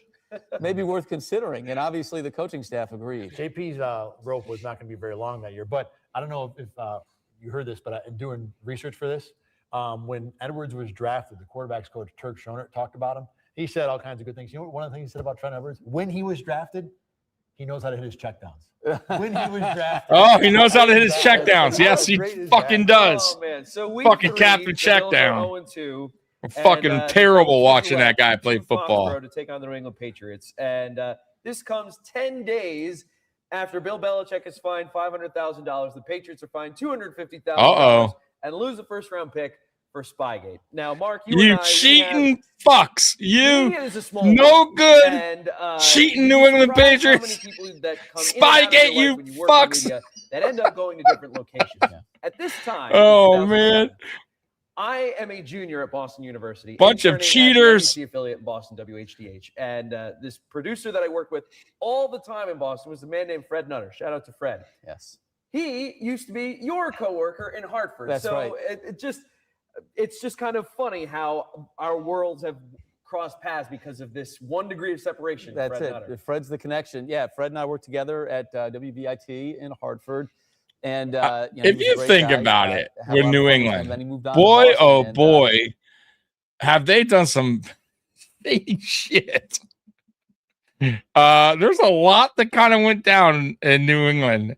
And look, I'm not saying like that's what got them Super Bowls, but yeah, filming another team's, practicing for, leading up to the game that you're going to play is kind of shady. A little shady. I don't know if that's allowed. Oh, actually, I do know. It's not allowed. That's right. And then they had the deflate gate, right, where Tom Brady was, hey, buddy, I like the football a little bit less. And then they put it on the football guy, the guy that puts the air in the ball. They fired him, and then I think Tom Brady get suspended or something for a game or something. So yeah, man, New England has some. They have some stuff on them for sure. I don't know if you guys ever watched that. They had I think it was 30 for 30 on ESPN. They had a thing about that whole situation. And the NFL had some reports that now can't be found. Right? So there was definitely some shady shit there that the NFL did not want, to be leaked. So I think they like got rid of him somehow. So like, yeah, man, New England definitely was doing some shady shit on the side. I'm not saying that's why they won Super Bowls, but who knows how long that was going on for. And I think that's what was on the documentary thing I watched about him was they called him then, but maybe the NFL had a lot more on them, but they didn't want to let it out because then people might be going, well, they should have their championships taken away. And the NFL's not going to do that, right? They're just not going to do that. So who knows, what the truth was. But for me, they've probably been doing it. They've probably been doing that for a while. The spot, spying on teams' practices, recording them, which is some shady shit, because that means clearly you know what's coming. You know what they're looking for. You know what that team is looking for, right? You know what they're practicing is on offense and defense, right? Leading up to the game. Yeah, shady shit. I can't stay for long, but what's good, Tommy Mafia? Miss you guys. Hey, Beth, how you doing? Yeah, look, you can always watch the replay. We're just doing the series. I don't know if you've watched this, since I started the Down Drought, but we're on episode number 8, 2007, and you can catch up anytime. But I appreciate you being here. Kudos given to our resident Sabres fans for the act of solitary singing the Canadian national anthem. Yeah, it was pretty cool. I saw that. It was a couple days ago in Buffalo. Unfortunately, they did lose that game, but they won the series, so who cares? But that was pretty cool. That was so classic Buffalo, always doing good things and making headlines, being us. Yeah, absolutely. I don't know the damn Canadian anthem, so good for Buffalo for knowing it. Of course, I've been watching. Okay, Beth, okay. All right, let's get back to it. We're about halfway through, so. Yeah, when we first met, and you said, yeah, Fred Nutter. I said, Freddie. That's right. He was great, and obviously you guys had a front row seat for a rocket ride with that team. Yeah, and so because of that, in 2007, interning in Boston, that was maybe the most incredible. I didn't know it cost them a first-round pick, though. New England. This year, spoiler so alert. the NFL did get on them a little bit. Series. The Celtics start their run. Oh, they also had the Tom Brady or the tampering, right? Didn't they tamper or something? Or no, that was Miami. And now here I am 10 years later. The Dolphins are trying to get Tom Brady. So not everybody wins, but I know they did something else, though, I can swear. 07 Patriots team, watching them just scorch the earth every single week. Oh, dude, they were killing teams. Pretty much for 10 straight weeks to open the season. Week 3 in New England, the Bills go to Foxborough. Were either of you there, fellas? And just memories as JP Losman gets fucking got destroyed against New England. The Patriots 38-7. And the Bills are 0-3 with only 24 points scored. Good Lord. Hit on JP was dirty for sure. God, we were bad. I wonder how many Bills fans, you don't want to see a guy get hurt, but, JP had certainly outlived his usefulness and his interest, at least not usefulness, but interest in Buffalo. So, people who want to see Trent Edwards, and they always say that the backup quarterback is every fan's favorite, they were going to get their chance. Yeah. I remember I called it a cheap shot on the air at the time, and I remember I got a pointed email from the secretary of Bill Destler over at RIT, who was a huge Patriot fan, and taking me to task that it was not a cheap play. And I thought, well, I was kind in the response, but I thought, double check the tape. I kind of went in with the arm there, and it was well after the fact. Vince Wilfork was fined for that hit on Losman, but now in comes Trent Edwards. Paul Beslesny breaks his arm in that loss in New England as well. Oh, I forgot about that when Paz broke his arm. That you traded for is now done. Imagine. After 3 games. Week 4, Trent Edwards comes in his first start, 22-28, 234 yards on a touchdown. Oh, watch. 17-14 Jets. That's right. Jets. Quarterback controversy, yeah, maybe. JP was still hurt then, so yeah, you didn't have to worry about then. But you saw what was coming down the pipe. I think Bills fans Losman says they were desperate. Trent Edwards. Then week 5, we win. We won that game that a lot of people remember. And I do remember this. We went on a little streak as well the primetime with Trent. Everyone thinks of about the Bills in the drought, but week 5, Monday Night Football in Orchard Park. In come the Dallas Cowboys. The funny thing is that my Close wife game gave there, birth to our daughter 24. on Saturday before that game. Ah. So I'm Love in the a Skins hospital. game where Joe Gibbs So I'm in a fucked hospital, up and with we 2 came timeouts home in a on that row. Monday, and as anyone who has kids will tell you, the Oh, yeah, first that's right. few You can't hours, do just that. a Yeah, whirlwind of yeah. like, oh, what have I done? So by the time I flipped the game on, it was 24-23. I had no idea the hijinks that had happened in that game. The multiple defensive touchdowns. The Bills are winning. That's good for them. I saw the last 3 plays and the field goal and went to bed hoping to get 2 hours of sleep, and that's all I remember from that game.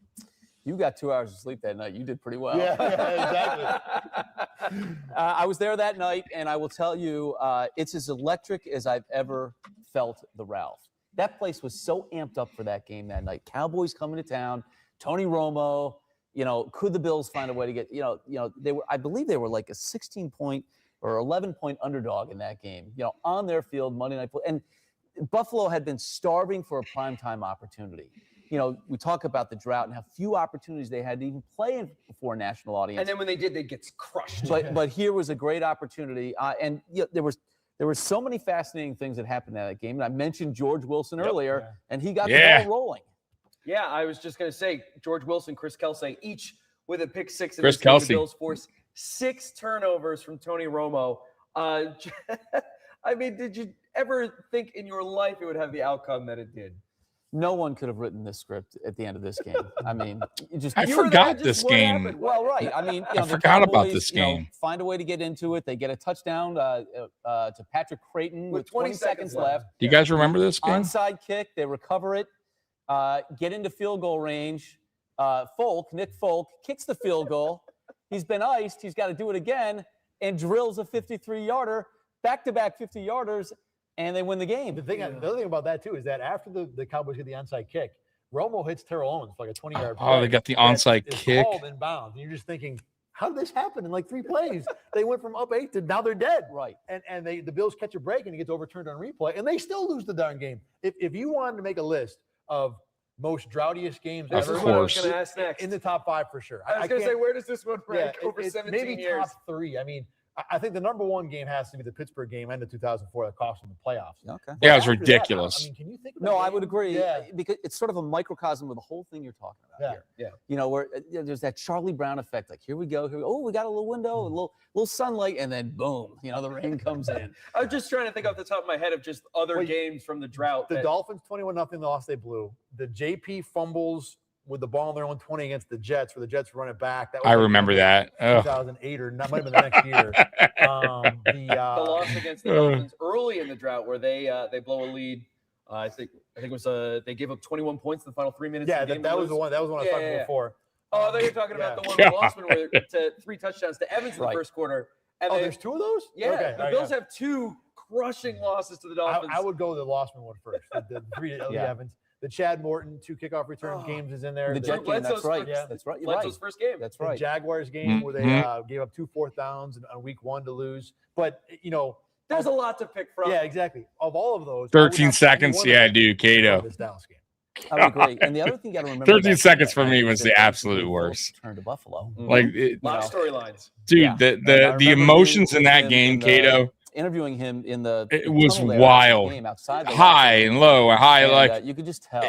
It was like a he was fucking holding roller back. coaster ride But that how much it game. meant to him.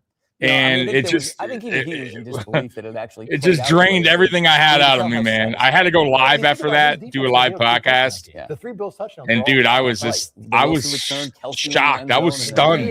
My voice was gone from screaming watching the game. Everything goes right for the Bills. They Yeah, I think that 13-second game, that and I would say the comeback against the Oilers was just a wild ride for me as a fan. And in the bye week, for the first time that I've found, the Bills and Toronto are directly linked. The Bills asked for approval by the NFL in Erie County to play a preseason and a regular season game in Toronto in 2009. Is this where we do the We'll talk more Toronto about series? The Toronto series down the road. Yep, but there it just is. That immediate thought of What'd you guys think about the now Toronto they're series? actually looking at Toronto as an alternative. By the way, guys, put in the This might be another chat. spot You haven't put in for the me chat where yet. the What Rocky is your Buffalo favorite disconnect might come in. drought team? On the Just one put the hand, year. for sure, it scared you. And if you guys are watching You're this not watching later, Bills put it in the Mafia, comment you section. wanna I'm see just team in curious. New York. So let me But know which for team someone was your that drives favorite. an hour and a half to every Bills I game, would say no for matter me where, would be at the minimum, you 2002 would think, okay, now I'm Buffalo gonna go Bills further to with Toronto, Drew one game a Bledsoe, year. Eric If Mole, this Peerless would give Price, the Travis Bills enough Henry, revenue that to keep them offense. in Buffalo, even But 7 times out of 8 a season, I was let me gonna know. sign up for it. Now, obviously, if you've lived in Buffalo, it is one of the worst things A ever. non-starter. Right, exactly. Yeah, for me, I always looked at this from the perspective of losing, a home game for your home fan base, and that true home field advantage. To me, I know it's a business. Obviously, you got to make the money to have the team, but from a sports standpoint, the idea of surrendering a home game, at some point in your season that could end up being a make or break moment for your team. I mean, I just never understood. they were I still considering don't. it at one The point, joke was but always I never it's not thought they never would leave. Well, It's the that's Bills. true. That's true. That's why we're here. Yeah. So the Bills come out. Thank of you, the bye Godzilla. week and catch lightning in a bottle. They win 4 straight games. They beat the Ravens, the Jets again. Look at us on a and roll in here. Miami. Now Fans Lachlan are buying in on Edwards Trent trade, Edwards, and then starting Edward injures his wrist during this stretch. But the Bills win 4 straight games to go above 500, to go to 5-4, their longest winning streak since 04. So, I mean, looking at it in hindsight and, from a distance, the 07 Bills are not a good team. But the fact that they're 10 weeks in and they're 5-4, were there actual thoughts of playoffs? Fans were getting Sure. I mean, at least from a fans were starting to believe, and they where are can't. the other teams at, and could they possibly? And then find a way? the good old That Bills team, made them, this 2017 was a showed them what they were all about. defensively. I mean, to they close the struggled to score points. But that glory defense, days, Godzilla. even in Yeah, spite of the all that they glory lost days. during the offseason, Got to go with the pretty 2004 fueled, Buffalo and Bills, obviously just the way they were Toronto had a hand in dominating that. then. That Okay, defense actually played I got you. really That well was your favorite. year All right. and kept them in a lot. Like that Jet game. That was a disappointing though. 4-3 Crazy. game The going into the Pittsburgh fourth game. quarter, They should have Probably won set that the score game. back That's a crazy. little. But the defense gave them an opportunity to get a touchdown and win a ball game. And I think that was part of what was going on during that stretch. That was a group that, Terrence McGee was a guy who came in and played McGee. corner. Angelo Crowell was a guy who stepped up the That's right. linebacker. My They dude, found guys McGee. to make could that do defense everything. Functional. There aren't many numbers. You look at the numbers; they're like 18th overall. 2008, someone hacked But the they Bills were website big and created an enough article that the Bills to officially moved to make you guys Toronto. competitive. That I 4-year remember seeing the stretch, article. I was like, what the 08 fuck? Dolphins team, But it was a hoax. 25 A Bengals team, they were substitute hacked it. desperate for I games didn't that know year, so they that. were That taking is advantage funny. of I'll have to the read lower into runs in that. the NFL. But That is how you great. build Thank up you for for them that when because you- I didn't know And that. what were your thoughts of That is your funny, interaction though. with those That guys? is funny. They weren't the spikes of recent years. I bet They Bills weren't fans were Clements, but, freaking guys out. Like Coy Wire, and you mentioned Crowell as well. What was it like interacting with those guys that weren't the stars of the Bills defense, but were playing a role in a team that had seemingly, at least at that moment, turned their season around? Yeah, mostly good I guys. watch the old games sometimes. How much I love the Bills just as much as I do today. Yeah, I do too. When I'm like bored at work, I got nothing to do, whatever. I'll go. I'll watch some of the drought year games because I like a lot of those players, man. I really did. We had some really I would good agree with players that. I was gonna on say, those really, drought teams. My thought was not quite ready for prime time. You didn't have guys that were comfortable standing up in front of a camera and just kind of laying it out for you, whatever that might be. Like calling the team out, after a bad loss, or saying the right thing at just the right moment to try and motivate his teammates. This wasn't that kind of a group. And that was one thing I think. Would you say that getting rid of Takeo Spikes? I mean, you talk about a guy that's vocal. And Same with Fletcher, Fletcher too. Yeah, absolutely. Yeah, those are big losses. Marshawn Lynch suffers a high ankle sprain in that win, over Miami. So he is not in their Week 11 game, this time on Sunday Night Football against the New England Patriots. And where everything in the Cowboys game was seemingly going right, only to have it all fall apart. In this one, there's no talk of things going right in this game for the Bills. Yeah, Clements left. He went to this game had been flexed. Okay? San Francisco, I believe. Prior to the Dolphins game, the thinking in Buffalo was we have this game against an 0-8 team that would make us 5-4, and then we would have an opportunity to play on prime time in front of the. He left Patriots after on this. Sunday night. He wasn't Don't in screw this up season. Dolphins He game, left after so we can have a 2006. fun week and Free enjoy agent. the run up to the Patriots game. So that happens. And But Nate that Clemens week was the man. Was as exciting as I can ever remember outside of 2004, the end of the season in Buffalo. Again, Sunday night, I think maybe one or two times the Bills have played on Sunday Night Football during this era. They've got the Patriots coming to town. It was a party. Everyone was jacked the whole week. And even game day, I mean, NBC was showing. Oh, shots okay. of Okay. Bills fans celebrating. That was a here, big and parties signing for going on them. here, and tailgates happening here, and everyone was jacked up for that game.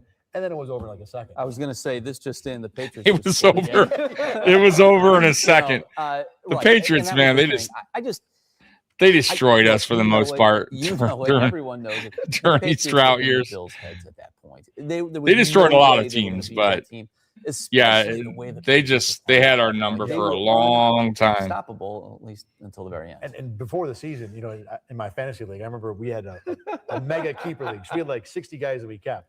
And Randy Moss, with the top 60 guys off the table, okay. still went like 7th in the first round. And I picked him. And even as I picked him, I'm like, I don't know. I mean, I hope this works out well. So that first half, I didn't go to the game. It worked out pretty well. Well, yeah. So I'm in the sports office. And, part of me wouldn't mind seeing Buffalo win because that would be a great story. But if New England's going to win, I want to see Randy Moss go off. 4 touchdowns in the first half was pretty good. I spent that whole first half. Damn, Moss 4 touchdowns against us in the first half. I'm winning a game. Good I'm Lord. one guy. It's great. Right. The fantasy points were off the chart. Oh, Yeah, the Patriots are coming out of their bye week for this Sunday night game. And, I think back to my own memories in 07, as a junior at BU, and just you'd go into HDH, and my job was to log these games. So somewhere in some computer are these intricate logs of every play from the 07 season that I did. And I mean, I just Brady to Moss, 50 yards. And you can even look now. I mean, it's online, their touchdown chart.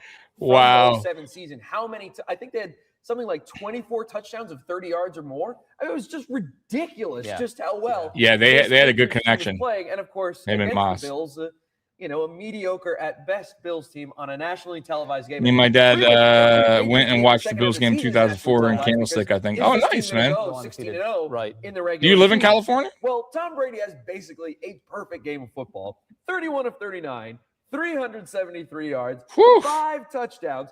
The Patriots Tom Brady has 38 passing touchdowns in 10 games. This Wow. is unheard of at this time. I think he had 6 incompletions in that game, and the Bills, who Oh, the okay. quarterback was, had 10 completions. So, I mean, he almost had to make. It was a loss-man game, yeah. It was. You had to marvel at it, and the Patriots were upset from the Spygate controversy from the year before, so they were piling it on everybody. That was the 3rd game in a row they scored more than 49. They were going for 4th down. Damn. They were doing everything, and Even although Kyle Eckel is catching touchdowns in this game. I can't believe they lost to And the what- Giants in the Super Bowl. someone That was who covers the Bills. that was an and really unbelievable knows team. They had a Patriots stacked win team, the all time, Patriots. You had to just sit back and marvel at how No, great you they knew were. you were watching something special. Yeah, I mean, I yeah. think that's fair. I think you realize this was a team playing at a level that we hadn't seen prior to that point, and all anybody was thinking about was, could they go all the way? Could they run the Those table, 147. make Damn. Mercury Morris cry and go undefeated? And then you it know? started long before week 11 too. I mean, this wasn't a brand new thing in Buffalo, Right. Yeah, I remember even early in that season, I think they played again against Miami. And I remember in the sports office in Boston thinking, like, I'm an intern, so I'm just fresh eye, like just taking everything in. And the guys in the office who are, who had been there, some of them for a long time, were just like, we're watching an unbelievable team. Like, they were so giddy about it. And as an intern, you just were like, okay, yeah, man, this is awesome. This is so cool to watch all this. Well, and you mentioned Randy Moss. He has 10 catches for 128 yards. He has 4 touchdowns in the first half. 4 touchdowns in And the one of first half. That's one, I believe, wild. is his longest one. I don't have the yards. I in still front think of that's me, but just- wild. He burns McGee and then George Wilson on the same play. And Randy Moss is just doing this wide open in the back of the end zone. I would think if you're Perry Fuel or anyone in the Bills defensive staff, like, make sure you're on 81. Yeah. Don't let him out of your sight at all. They could have put the whole secondary. They didn't have anybody that could stay with a guy like Randy Moss. I mean, Yeah. that was a I guy. mean, he's a foot and a half taller than McGee anyway. Right. It was a total mismatch from the word go, and the Patriots scored at will that night. Patriots win 56-10. It is the Oof. most lopsided loss in Got Bills fucking history. destroyed. There are a lot of losses to choose from. 56 to 46 points is 10. the most. Week Good 12, the Lord. Bills go on the road to Jacksonville. Still no Marshawn Lynch. The Bills Got never let them destroyed win this by season. Jacksonville, Jaguars are good this 36-14. season. Bills Good lose 36-14, Lord. So they're now back I'm under from the 500. Carolinas. If I want to watch a 13, Bills game Bills live, I go have on to the go to road to Charlotte or Washington. Atlanta And in the lead up when to that they game, play them. on the So it's Monday not before that often game, going to Buffalo. Washington is on my safety bucket Sean list. Taylor Oh, shot in all his right. home, during a robbery. But you can. I mean, there's ways now to watch them. You can watch them. The following day, on YouTube or Paramount, whatever. Where you know what I mean? I think there's options for you, right? The football field, I would imagine. What years did Jim Leonard play with the Bills? Only 2, but it's a good question. I know it was the drought years. Let me see. I'll tell you right now. And at 2 ends of the spectrum too. Exactly. Yeah. In terms of different guys, different situations. So it was. Let's see here. It was just crazy about Buffalo being involved in that again. And my favorite. You played for Buffalo in 2005 and 2007 on the first play and played with 10 men on the field. So in honor of Sean there you Taylor. go. The Bills were aware of it, and was he? Safe. See Everybody if he was has in any on stats this year. that point of making that note. And for the Bills to play along. Not that it was a long stretch to expect them to do that. I don't was something see that I thought him. was a great show of sportsmanship, and it made you proud to be someone who was associated. I don't see him on the. Yeah, let me see. He was so good. He was such a great football player, and it was shocking. You just there aren't a lot of stories of athletes. Yeah, I don't know why I don't see him in the stat sheet on the 2017. I think it had everybody just sort of in a daze. See 2006 in terms of trying to process. How did this happen? What is this all about? In the end, I don't know. I don't know from a competitive standpoint how it ultimately. Yeah, Jim Leonard, 2006. Cast a pall over it, if you will. I remember just a few months earlier, that was the year that Sean Taylor lit up Brian Mormon in the Pro Bowl. It was the same calendar year. That's right. There you go. 2005, Derek Dockery 2007. played with Sean Taylor for 3 years, called him one of the greatest teammates ever. The Washington defense holds the Bills without a touchdown. No, it was 05 to 07. This game, Ryan Lindell 4 for 4. Is when Jim Leonard played for us. A tightly contested game, not a lot of points. Hall of Fame coach Joe Gibbs calls a timeout late in that game to ice Ryan Lindell, then tries to do it again, which you guys remember this? In the NFL, it's not college. You can't ice the kicker multiple times. So somebody mentioned that in the chat. Sets up the Bills significantly closer. Lindell bangs in a 36-yard field goal as time expires. So you talk about. Yeah, but I'm talking about going to a stadium. Oh, got you. Okay. Have a Hall of Fame coach making. And Marshawn Leonard, he was pretty good. Yeah, he was pretty good. He wasn't bad. I think not a bad player. That was the moment Joe Gibbs decided that I need to do racing. I hate the Patriots. He was done with. I remember, Yeah, I'm with you. Again, John Kutchko and I had a deal where if anything big, this is pre-internet. Yeah, they have Bills backers game. Yep, yeah, they do. They do. Yeah. Florida had a good one in Pompano Beach. It was packed. It was a bar on US 1. So when Joe Gibbs got hired, that qualified. I remember out here they have one, and I went. It was not very good, and I'd rather just be watching it from my living room, to be honest with you. Totally, but yeah, they do have Bills backers bars pretty much and I think that everywhere. The moment where he said, "I'm done." Yeah, Bills win that game 17-16 to go to 6-7. I would say a couple things about that game that stand out in my memory, and fans may remember this. Trent played that day. He had a big pass to Josh Reed that was part of that drive. I like Josh Reed. Josh Reed was a good player, man. Long, and he wasn't a bad player at all. And he, they needed like 16 yards or something. He got like 20 or 25, and that was one of those moments where you thought maybe this guy has a little of that moxie. That we've been missing at that position. A guy that can make a play to set a team up to win a football game. The other thing that happened in that game, we talked about him during the preseason, was Fred Jackson got into that game and made. Fred Jackson, man. We do got a super chat. You know what that means? Let's go ahead and hit that. Let's go ahead and hit that train horn real quick, man. Thank you very much.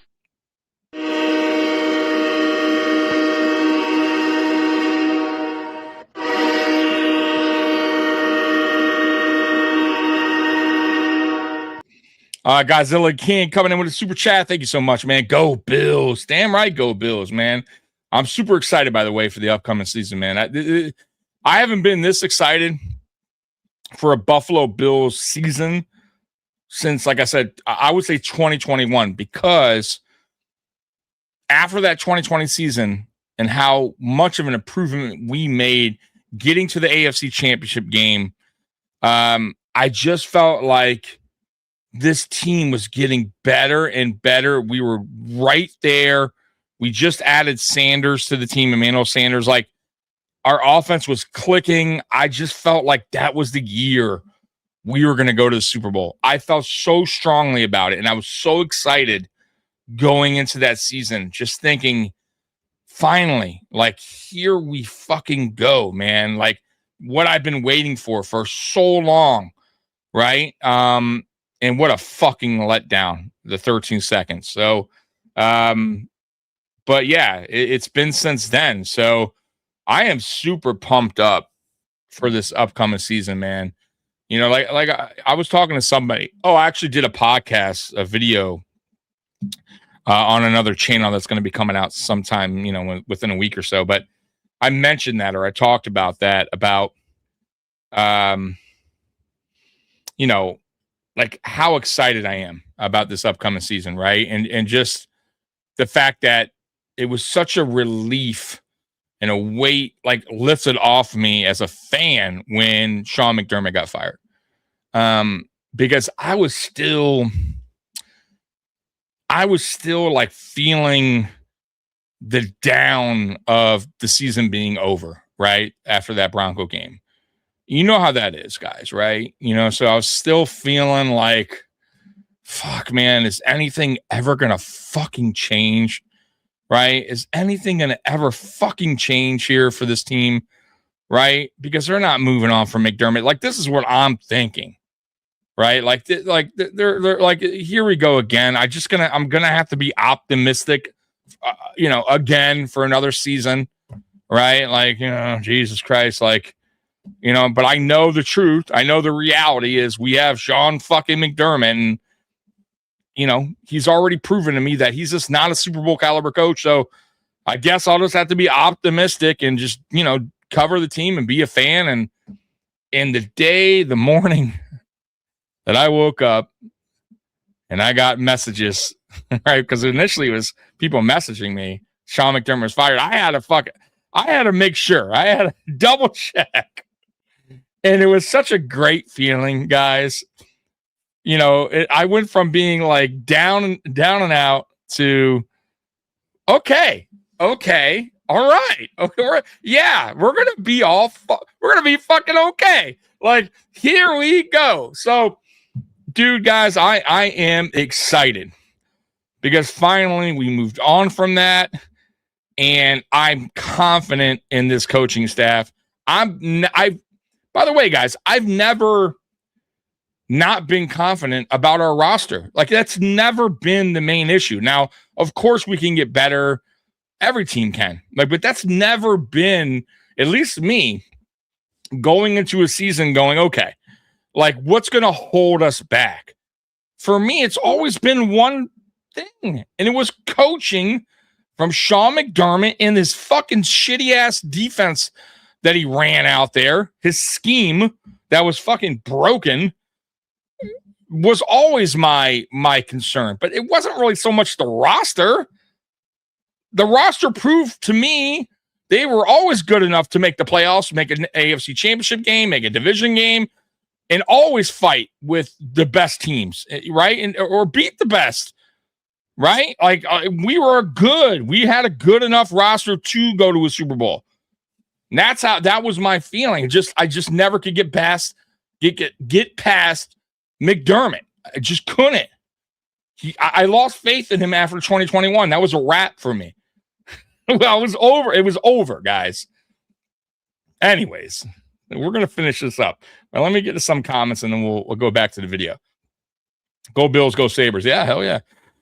I'm so McDermott is gone, but I'm also excited to see where we go from now on. Yeah, I think we're going to go in a better place. How about that? A Super Bowl.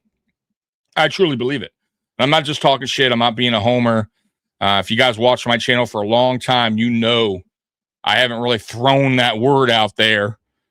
Super Bowl, you know, like that we're going to win a Super Bowl. I haven't really thrown that out there much. I threw it out there entering the 2021 season.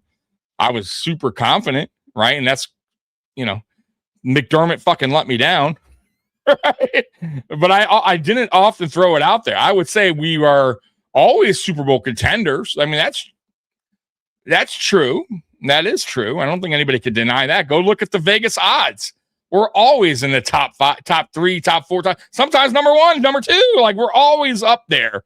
So there's a reason for that, right? But my whole thing was, as long as we have McDermott, I couldn't buy into it, you know? So We moved on from that, right? Moved on from that. Josh Allen is not enough. Never gets it done in the playoff.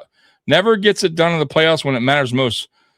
Over. Wow, we got an Allen hater here. Okay, all right. Well, you know what I gotta do for you there. Okay. And I'll hit you with another one. Okay. So that's a terrible comment. So I don't know what fan you are, like who you rep. If you're a Bills fan, let me know, please. Maybe you're a Bills fan. You hate Josh Allen. I don't know. But I would like to know first what your team is, because if you're a Chiefs fan, fine. Okay. But outside of that, if you are a Ravens fan, get the fuck out of here. If you're a Bengals fan, get the fuck out of here. If you're talking about elite quarterback play, right? And talking about in the AFC, there's 4 of them, right? And let's be real, tier 1 quarterbacks, Mahomes, Allen, Jackson, and Burrow, right? Only one has gotten it done. But if you really look at, playoff performances, stats, what they've done in the playoffs, Allen's one of the best quarterbacks to do it.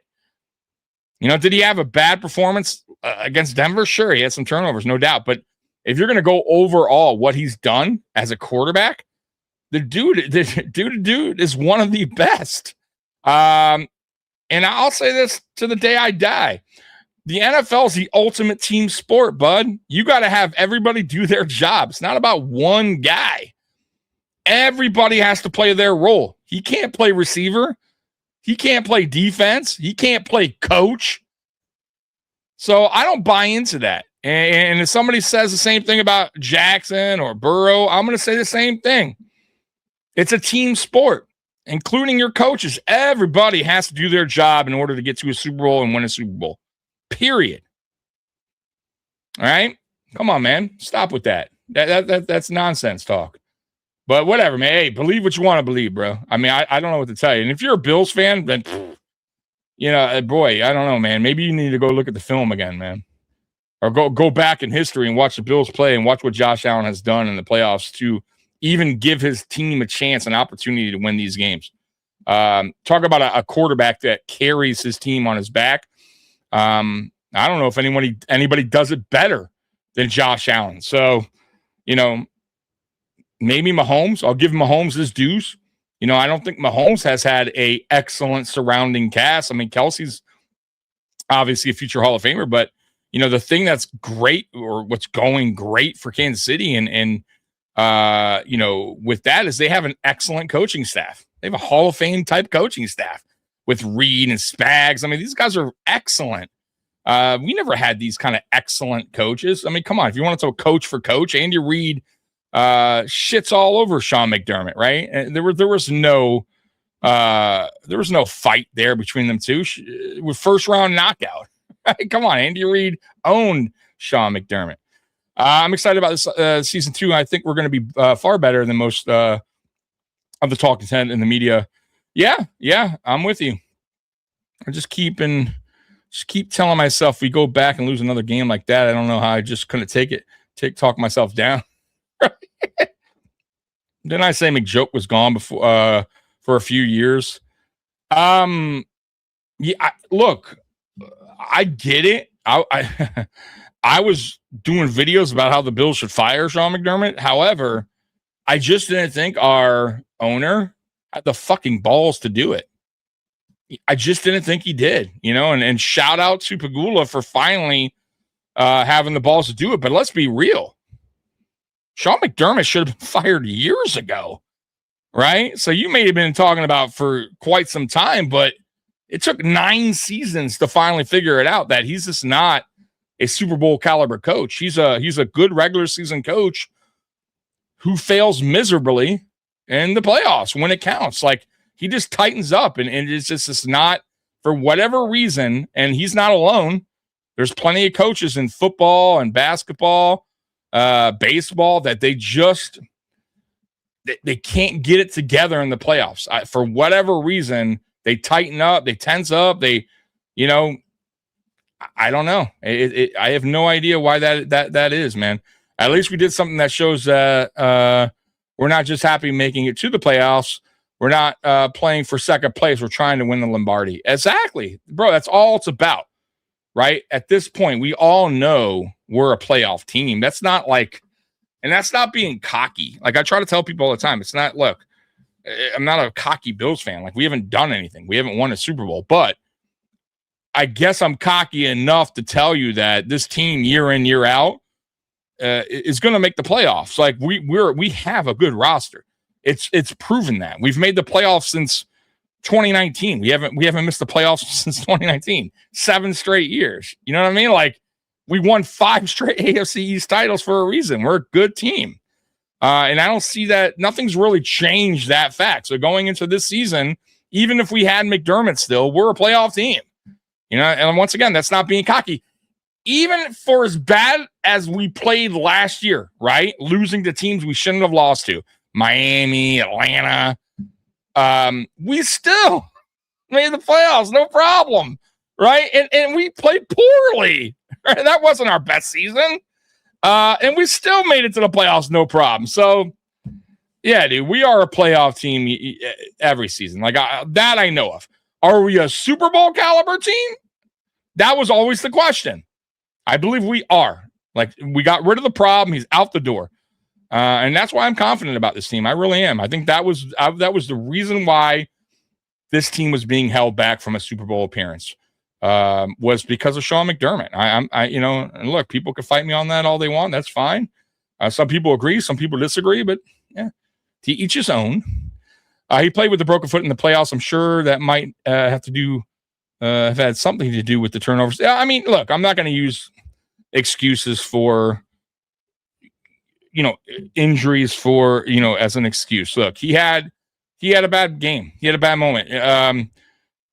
Look, even the best of the best have had their bad moments in games, turnovers. Like, I'm not going to kill the guy. Overall, Josh Allen has been pretty fucking good to great in the playoffs. So I'm not going to kill him over a game. And not only that, with that being said, we still scored 30 points. It's a lot of points. You should have won that game. The defense allowed 33, which is that a shocker, by the way? The defense allowed, on average, 32.5 points per game. Right? That's unacceptable. Right? It's just unacceptable. So, for as poorly as we played, still put up 30 points, still had a lead with 3 minutes to go, a 4-point lead, meaning Denver had to go down and score a touchdown. And we couldn't even get a stop. Couldn't even do that. The defense was terrible.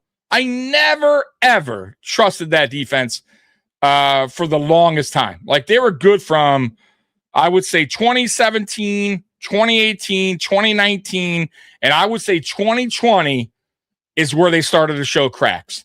And then in 2021, it was over with. That defense was done. Kansas City absolutely showed them why. Showed us all why it was done and exposed them with that 13 seconds. Absolutely. And just in the game in total with all those points. Overtime, no problem. Drove down the field, scored a touchdown, game over. That defense was a wrap after that, right? Yeah, and once again, too, it's terrible when you're going year in, every year you're going at that point, for me at least, going, well, I can't trust in my defense to do their job, but at least we got a good offense. Like, you never want to say that as a fan. You want to have some confidence that your defense can get a stop. And I never felt that. I don't know about you guys, but I never felt going into the playoffs like, yeah, watch out for our defense. We're going to get to it. Like, did you guys ever truly believe that? Like, going into the playoffs, like, oh, man, our defense is going to, it's going to do their job this game.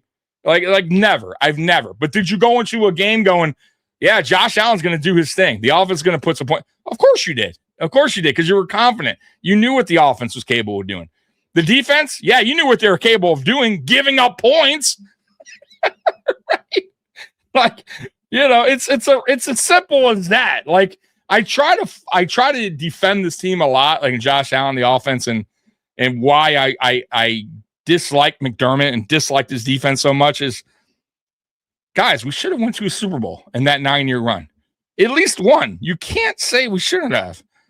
Like, this team was good enough to make a Super Bowl at some point and possibly win one in the Sean McDermott era. It's a damn shame. And it's really because of that broken-ass defense and him as a coach. He let us down. Look, I respect the guy. I like the guy. Thank you for getting us out of the drought. You were a good regular season coach, but after in the playoffs, no, you weren't. You were not. I don't give a fuck what anybody say. You can go cry to WGR how bad you want Sean McDermott here. I'll tell you what, when the Buffalo Bills won a Super Bowl without Sean McDermott, what are you going to be saying then? What the fuck are you going to be saying then? You know what I mean? I've always hated the Fins more than the Pats. I do too. I hate the Dolphins. For some reason, actually wanted the Pats to win the Super Bowl to unset Miami's sole perfect season. Brain damage, I know. No, I get it. I get it. Like, fucking Dolphin fans coming out where they're undefeated, always happy about that, which, by the way, is really, really tough to do, obviously. But I hate the Dolphins. That is my most hated team in football. Can't stand them. And maybe that's because I grew up in South Florida, and most of my family, if not all my family, are Dolphin fans. And the rivalry that we had in the 90s with the Dolphins, which, by the way, we owned them in the 90s. But I hate Dolphin fans. Can't stand them. Can't stand the team either. Remember the K-gun, Jim Kelly no-huddle offense? I wonder if Josh Allen could pull off the J-gun. I think he can, and I would absolutely love if they gave him an opportunity. And he doesn't need to do it all the time. But I always said, man, I think the Buffalo Bills, when they run that no-huddle, hurry-up offense, Josh Allen kind of thrives in that. In that, like, he does.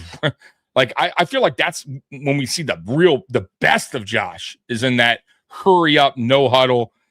They just don't like to do it a lot. And Sean McDermott hated it. Sean McDermott wanted long drive, run the ball, like short passes, like, you know, very old school football. Like, dude, and that's why we got caught up this season. Playing that fucking bullshit fucking offense at times where you're doing that, you're killing the clock, you're taking all this long ass drive, and then you get a penalty, right? And now you're back, and now all like 5 minutes, 6 minutes off the clock, and now you wasted half the quarter, and you're getting no points. You're punting, and your defense sucks ass so badly that they give up a touchdown immediately, and now you find yourself down with no time on the clock barely in the first half, like, because you're fucking around on offense, like, and our offense is better than that. We've shown that. Like, that's the other thing with Sean McDermott. Drove me fucking nuts, man. But man, it's a whole different situation. Oh man, that's true. But the fact of the matter is, he's had a legitimate broken foot. He did, and I can't imagine playing with. It was actually a bone, chip bone. It was floating around his foot. Guys, that had to have been super painful. Can you imagine like a piece of bone in your foot that's moving around? Like, you know what I mean? And you got to tie your shoe up and walk on it. Like, dude, Josh is a tough son of a bitch. He's a tough son of a bitch, man. I give him so much praise. And that's why I hate when people come in here, they talk shit about Josh Allen from time to time. Once again, it's usually a fan from another fan base, like a Ravens fan. Like, and once again, I always tell people, man, you better when you're coming here to talk shit, you better be a Chiefs fan. Especially if you're an AFC fan, like a team in the AFC, you better be a Chiefs fan. Because you're a Ravens fan, you're a fucking Cincinnati fan, you're a Dolphins. You can't talk to me. You can't talk to me. Josh Allen has proven to everyone, and even players that aren't on the Buffalo Bills will tell you, man, that is one tough son of a bitch. I hate playing Josh Allen. That dude will truck you over. That dude will make unbelievable plays. He never says, he never gives up, right? When you think you have him, you don't. The dude put his blood, sweat, and tears out in the football field, right? He's constantly playing hurt. Like the dude doesn't take himself out of games. Like, dude, I love that dude. I love Josh Allen, man. He, like I said, once again, he puts it all on the line. And you can't say that about every quarterback in the NFL. You just can't. Or just even player in general. Can't say that. There's certain players that have that mentality. He's one of them. And those are the kind of players you fall in love with, that you want to stay on your team for forever, to the day they retire. And he's one of those guys. You know what I mean? I just found your channel a couple weeks ago. Appreciate that you don't sugarcoat the team and call a spade a spade. Hey, cool, man. I appreciate you watching. This series that I'm doing, I don't know if it's for you or not, but I decided to do this Down Drought series just to kill the offseason on Sundays. But we just go back. We're going through all the years of the drought years. But I appreciate you watching me. I will actually be live tomorrow at 10 p.m. I know that's late for some people, but we do a Monday night uncensored show. And then I go live on Friday nights at 8. So a little bit earlier on Friday nights. So me and Mikey are on Monday night at 10. And then I'm solo on Fridays at 8 p.m. So I appreciate you watching me, man. Smash that like and all that good stuff, man. But during the regular season, we're live almost like every day. We have something going on here on this channel. So appreciate you, man. Appreciate you. Oh, by the way, too, I don't know if you know Dan Mitchell, but during the regular season, I'm also on his show on Mondays, the day after Bills games, chopping it up with him as well. Let's see here. In Allen's MVP season, what do you think the GM or owners that were saying he was overrated? In Allen, wait, let me read if I'm reading that wrong. In Allen's MVP season, who do you think the GMs or owners that were saying that he was overrated? I have no idea, but you can listen. Anyone saying that Josh Allen's overrated at this stage of his career is, look, I respect everyone's opinion, but that's an idiotic opinion. If anyone says that, come on, man. If you know the game and you watch football, right, you can't say that. Like, dude, I'm as real as they come, guys. I watch football for a very long time. Even if I don't like the player and he plays for somebody else and he's a damn good player, I'm going to tell you. I'll give you a prime example. I fucking hate the Dolphins. But Dan Marino, probably one of the best pure passers I've ever seen. And I'll tell you, he was a better quarterback than Jim Kelly. And I love Jim Kelly. Right? He's a Hall of Famer too. Right? I'm not taking anything away from Jim Kelly, but I got to keep it a buck. I got to keep it real. Right? I love Thurman Thomas, but is Barry Sanders way better than it? Yes. Right? Like I'll never not be honest about a player. Right? So, people saying that, like, that's like I said, when people come on here and be like, oh, dude, fucking Josh Allen fucking sucks. It's like, dude, then you don't watch the game. You clearly don't. You're lying to yourself. You know you are. I can't tell you Lamar Jackson sucks. I want to go into some fucking Ravens chat and be like, oh, fucking Lamar Jackson, fucking bull's garbage. Like, no, he's not. He's one of the best. Like, I'm a realist. Joe Burrow's a fuck elite. Joe Burrow's damn good. I'm not gonna go with Joe Burrow, boo, he fucking blows.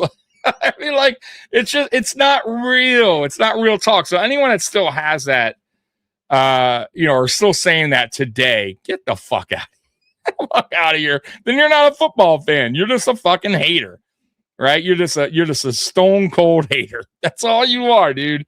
And I don't consider you a real fan of football then. You're just stuck in the moment and you're being a troll or being whoever the fuck you are. I don't know. I'm in South Dakota, so 9 isn't bad. Okay, all right. Yeah, I listen to Dan too. Okay, cool. Yeah, so I'm on with him during the regular season on Mondays. If anytime says Jay is overrated, they're taking crazy pills. Yeah, absolutely. Yeah, I can't believe that. It was crazy. They then turned around and won the MVP. Awesome. I actually think okay, and here's another real talk. I don't think Josh Allen was the best player of that season that he won MVP. I don't like I'm being honest with you. Maybe Lamar probably had a better MVP type season.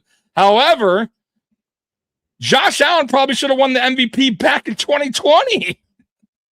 that they didn't give it to him. You know what I mean? Like, so I think they were kind of making up for the fact that they missed out on giving Allen MVP in years past when he probably deserved it more, and just went and said, fuck it. Like, the dude is the dude. Let's just go ahead and give him his MVP, right?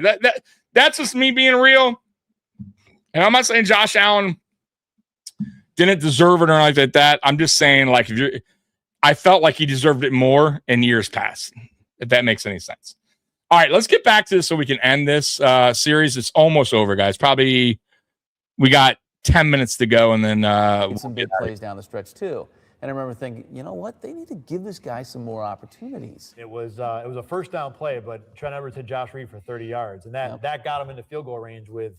It was 27 seconds to go, so there wasn't. So maybe it wasn't the down, it was the yardage and the time of the game right. too. I mean, if you throw a 5-yard pass over the middle there with 27 seconds, you're not going to have another shot. They needed that play, and he was able to make it. In Week 14 against Miami, Fred Jackson runs for 115 yards. So you talk about a guy the following week, a guy that's getting opportunities and making the most of it. Here's Fred Jackson, and that's the perfect lead into the following week's game. After that win in Washington, as the Bills host the Dolphins. The Dolphins rode 12. But Fred Jackson and Marshawn Lynch each run for over 100 yards in that game. And, I guess so, at this point that kind of confirms. That Washington game, by the way, I'm sorry I'm just pausing. I told you I would end this. But that Washington game, if you recall, and I'm going to put it quickly on the screen, because I don't know if you guys remember this. Hold on. Because they don't mention it here. Right here. I don't know if you guys recall this, but I do because I'm once again a Hurricanes fan. Redskins. You got all about Sean Taylor, remembering him, Santana Moss, the 21 in this game, what they did. Cartwright signaling 21 with his fingers. All sorts of tributes. The towels and the fans had a hat at the stadium at FedEx Field. Redskins honoring Taylor every chance they could get. First defensive play of the game for the Redskins. As a tribute to Taylor, they only put 10 defenders on the field. Taylor's replacement, Reed Doughty, sitting the play out. So Buffalo's rookie, Fred Jackson, took advantage with a 22-yard gain. And then in the end, Doughty would hop back on the field. But he said the team needed to do this. To the third quarter now, first and goal. The score's 9-5. So do you guys recall that?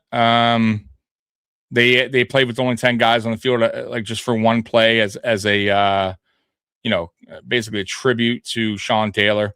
And you guys know, obviously you guys watch football a long time, but Sean Taylor was killed in a robbery gone wrong, because I think it was winded up being like friends of his kids or something. I think they thought he would not be there or something, and they winded up stabbing him in the leg or shooting him in the leg or something like that, and it hit an artery. And that's where the Bills. The rest is history. That was the first time in a long time. He was a hell of a player, guys. By the way, Sean Taylor. Who knows where his career would have been? Maybe not every team. Gone. A lot of teams. We got Gibbs called back to back timeouts on the game when he fucked up. A decent defense, and you felt Gibbs got that 50-yard penalty.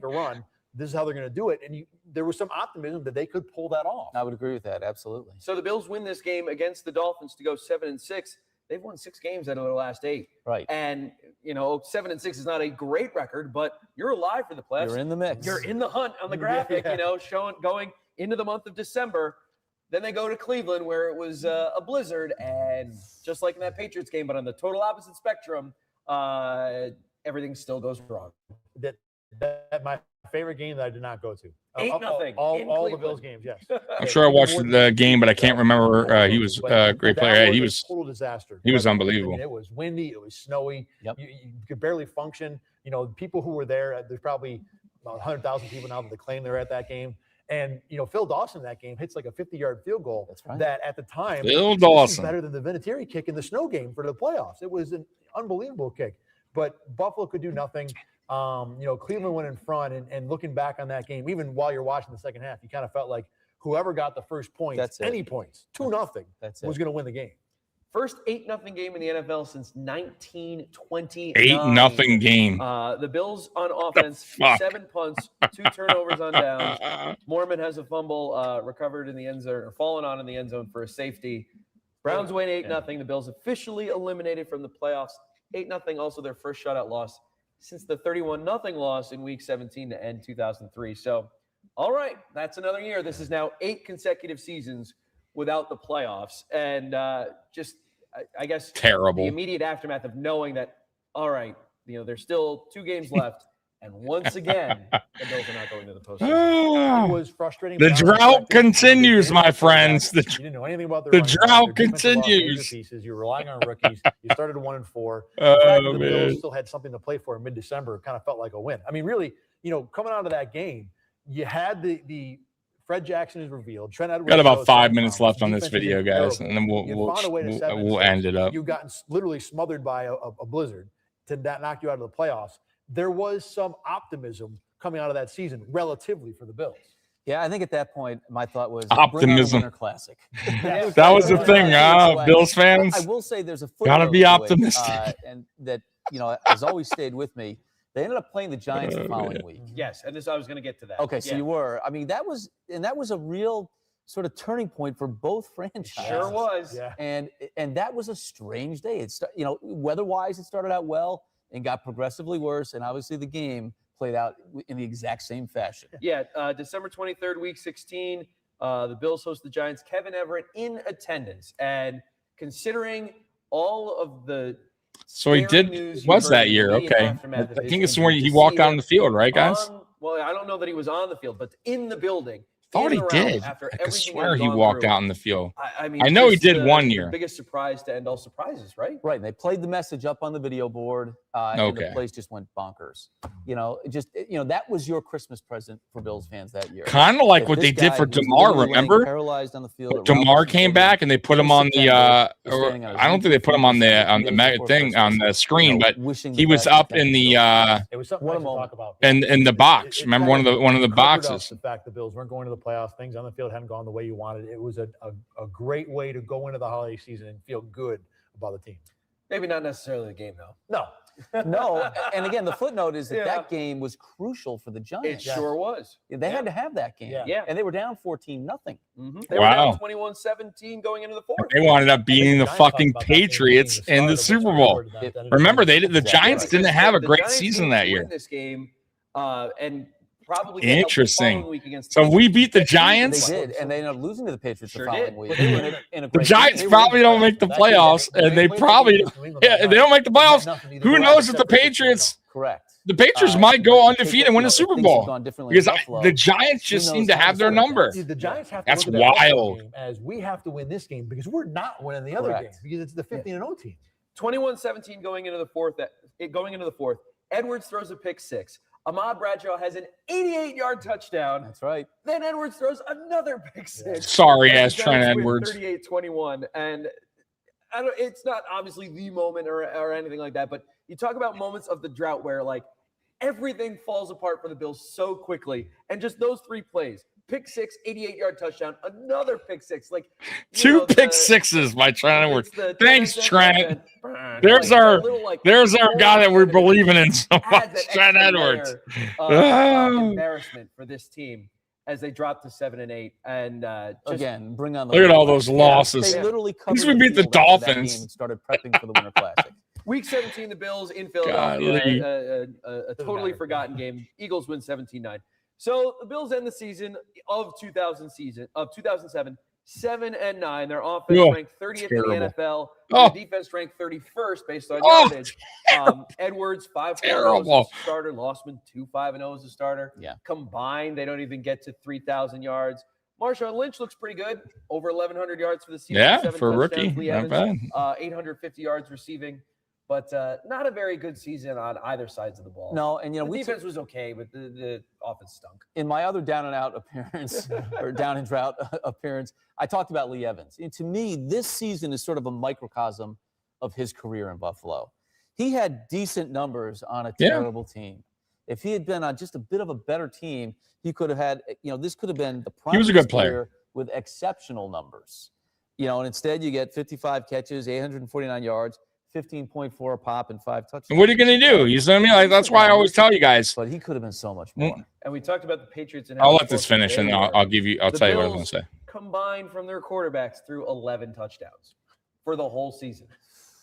I don't know. 11 touchdowns the whole season, guys, combined. I mean, it's terrible. Some optimism with him, but you look at the numbers, and he was over 180 yards twice in 10 games he played that season. There were 11 for 20s and 10 for 25s and 130, 140, 2 picks, 3 picks. It just, the numbers were never terrible. This is how the Bills got into this long stretch where no one ever threw for 300 yards in a Buffalo uniform. Were there thoughts in the just coming out of that 07 season? We had talked about it in 05 and again with 06 of where is this team going? What are we doing?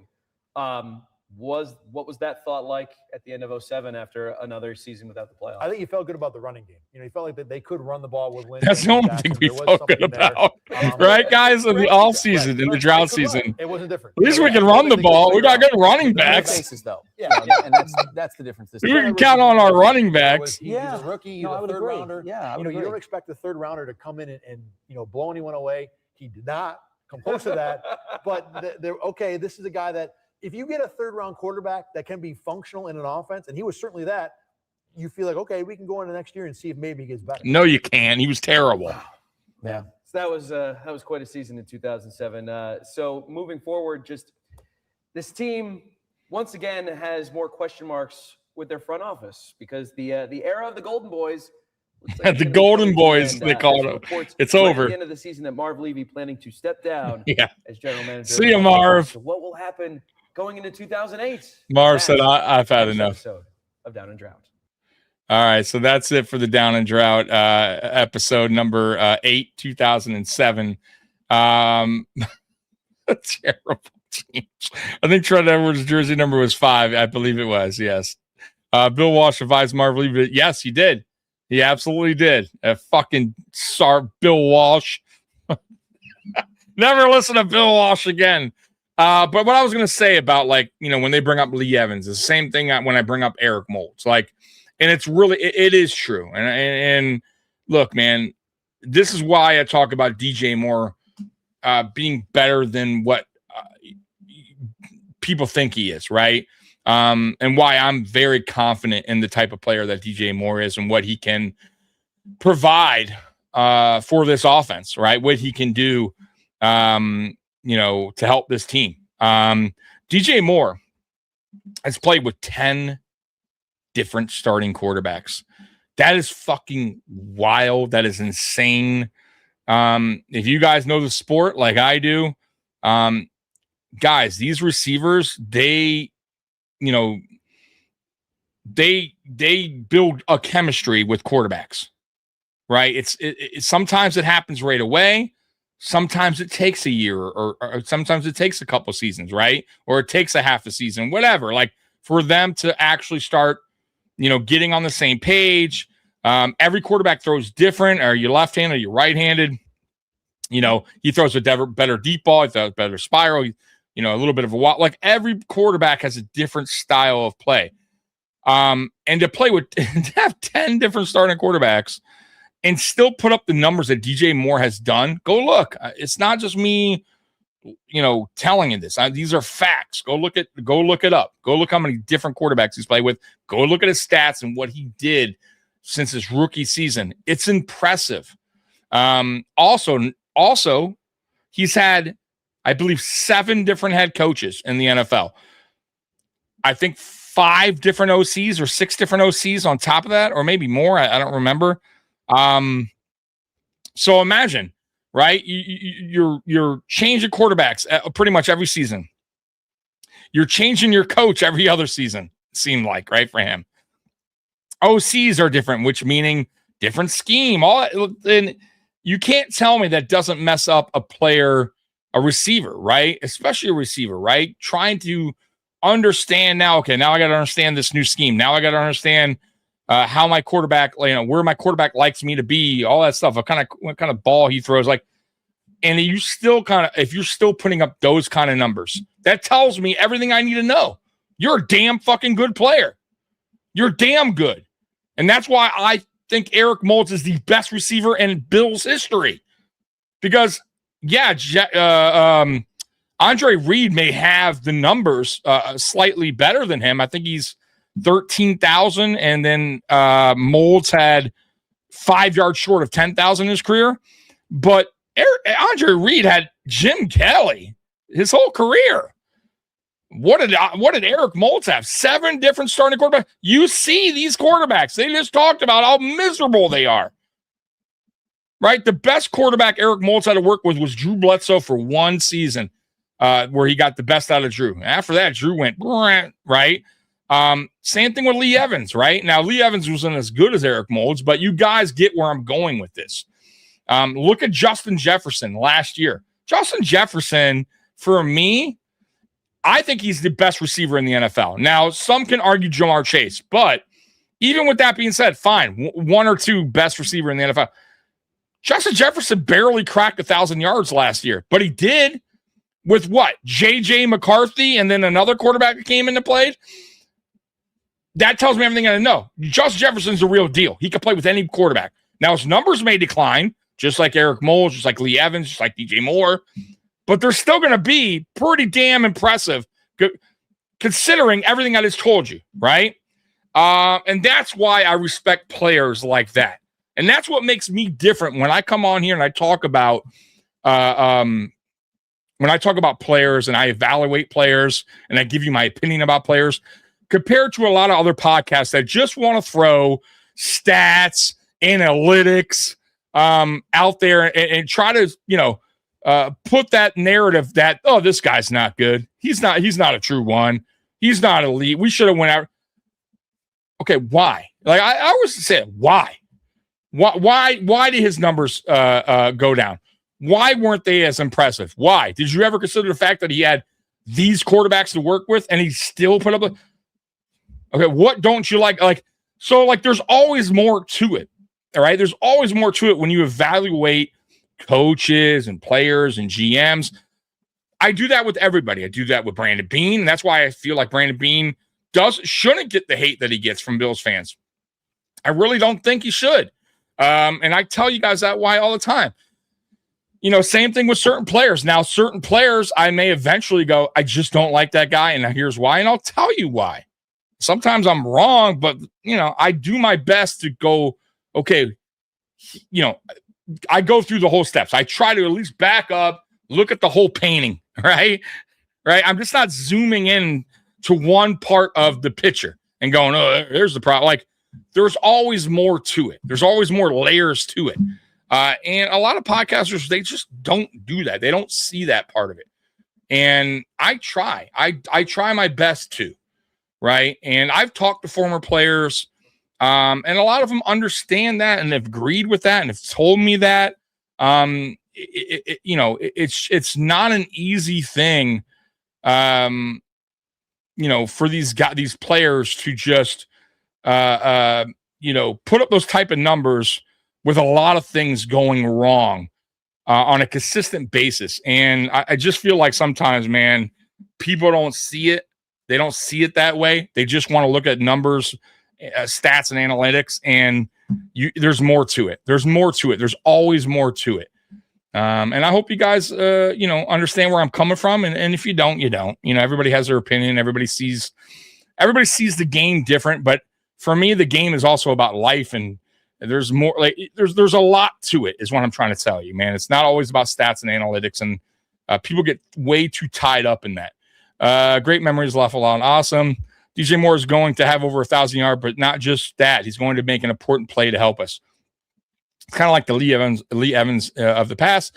I think Coleman is going to surprise a lot of Bills fans. I hope so. It's more of a maturity issue with him, and I hope he wisens up. I hope he understands that he's going to get another chance, an opportunity here. And even if it doesn't work in Buffalo, if he shows that he can mature and do what the coaching staff wants him to do, when he becomes a free agent, GMs are going to look at that and go, okay, you know what? The guy had a rough couple years, but then, he got his act together and he did exactly what they asked him to do. And yeah, we're going to give this guy an opportunity. You know what I mean? That's how you last in the NFL. If you're not a tier 1, or tier 2 receiver, right? Like you're just trying to get, even if you're wide receiver 3, there's still a job out there for you. Even a wide receiver 4. I mean, look at Mac Hollins. He's a perfect example. He's not the best receiver in the world, but Mac Hollins does everything the coaching staff asks him to do throughout his whole career. That's what he's known for. You want me to do special teams? Yeah, sure. I'll do. I have no problem doing special teams. You want me to be the locker room guy?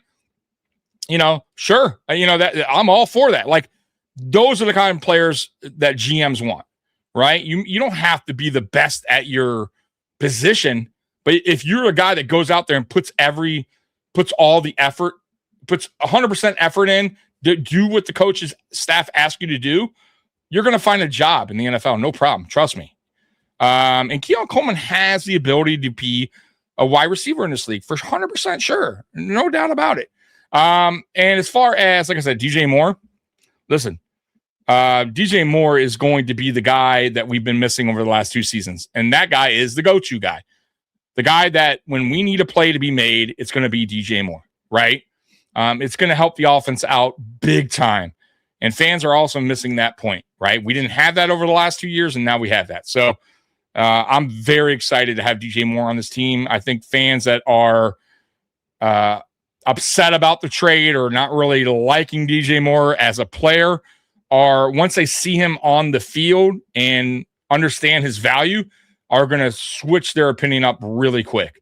Trust me, it will happen. But anyways, guys, I hope you guys enjoyed the Down and Drought episode. This was episode number 8 of this series. We are going, it was at 8. What was this? I'm pretty sure it was 8. Let me see here. Pretty sure it was 8. Yeah, it was 8 because this was a 2017. So yeah. So this was episode number 8. And next week, we're going to go into episode number 9 of the 2008 Buffalo Bills. So obviously Marv Levy leaves. And we still have Dick Jauron, I believe, as our head coach going into that season, if I'm not mistaken, because we switched coaches every year, it seemed like. But yeah, Dick Jauron's still the team going into the 2008 season. So anyways, guys, we'll talk about that next week, Sunday at 1. I do go live tomorrow at 10 p.m. Monday Night Uncensored. Mikey will be joining me. And till tomorrow, Bills Mafia, I love you. And as always, go Bills. I'm out of here. Peace. Just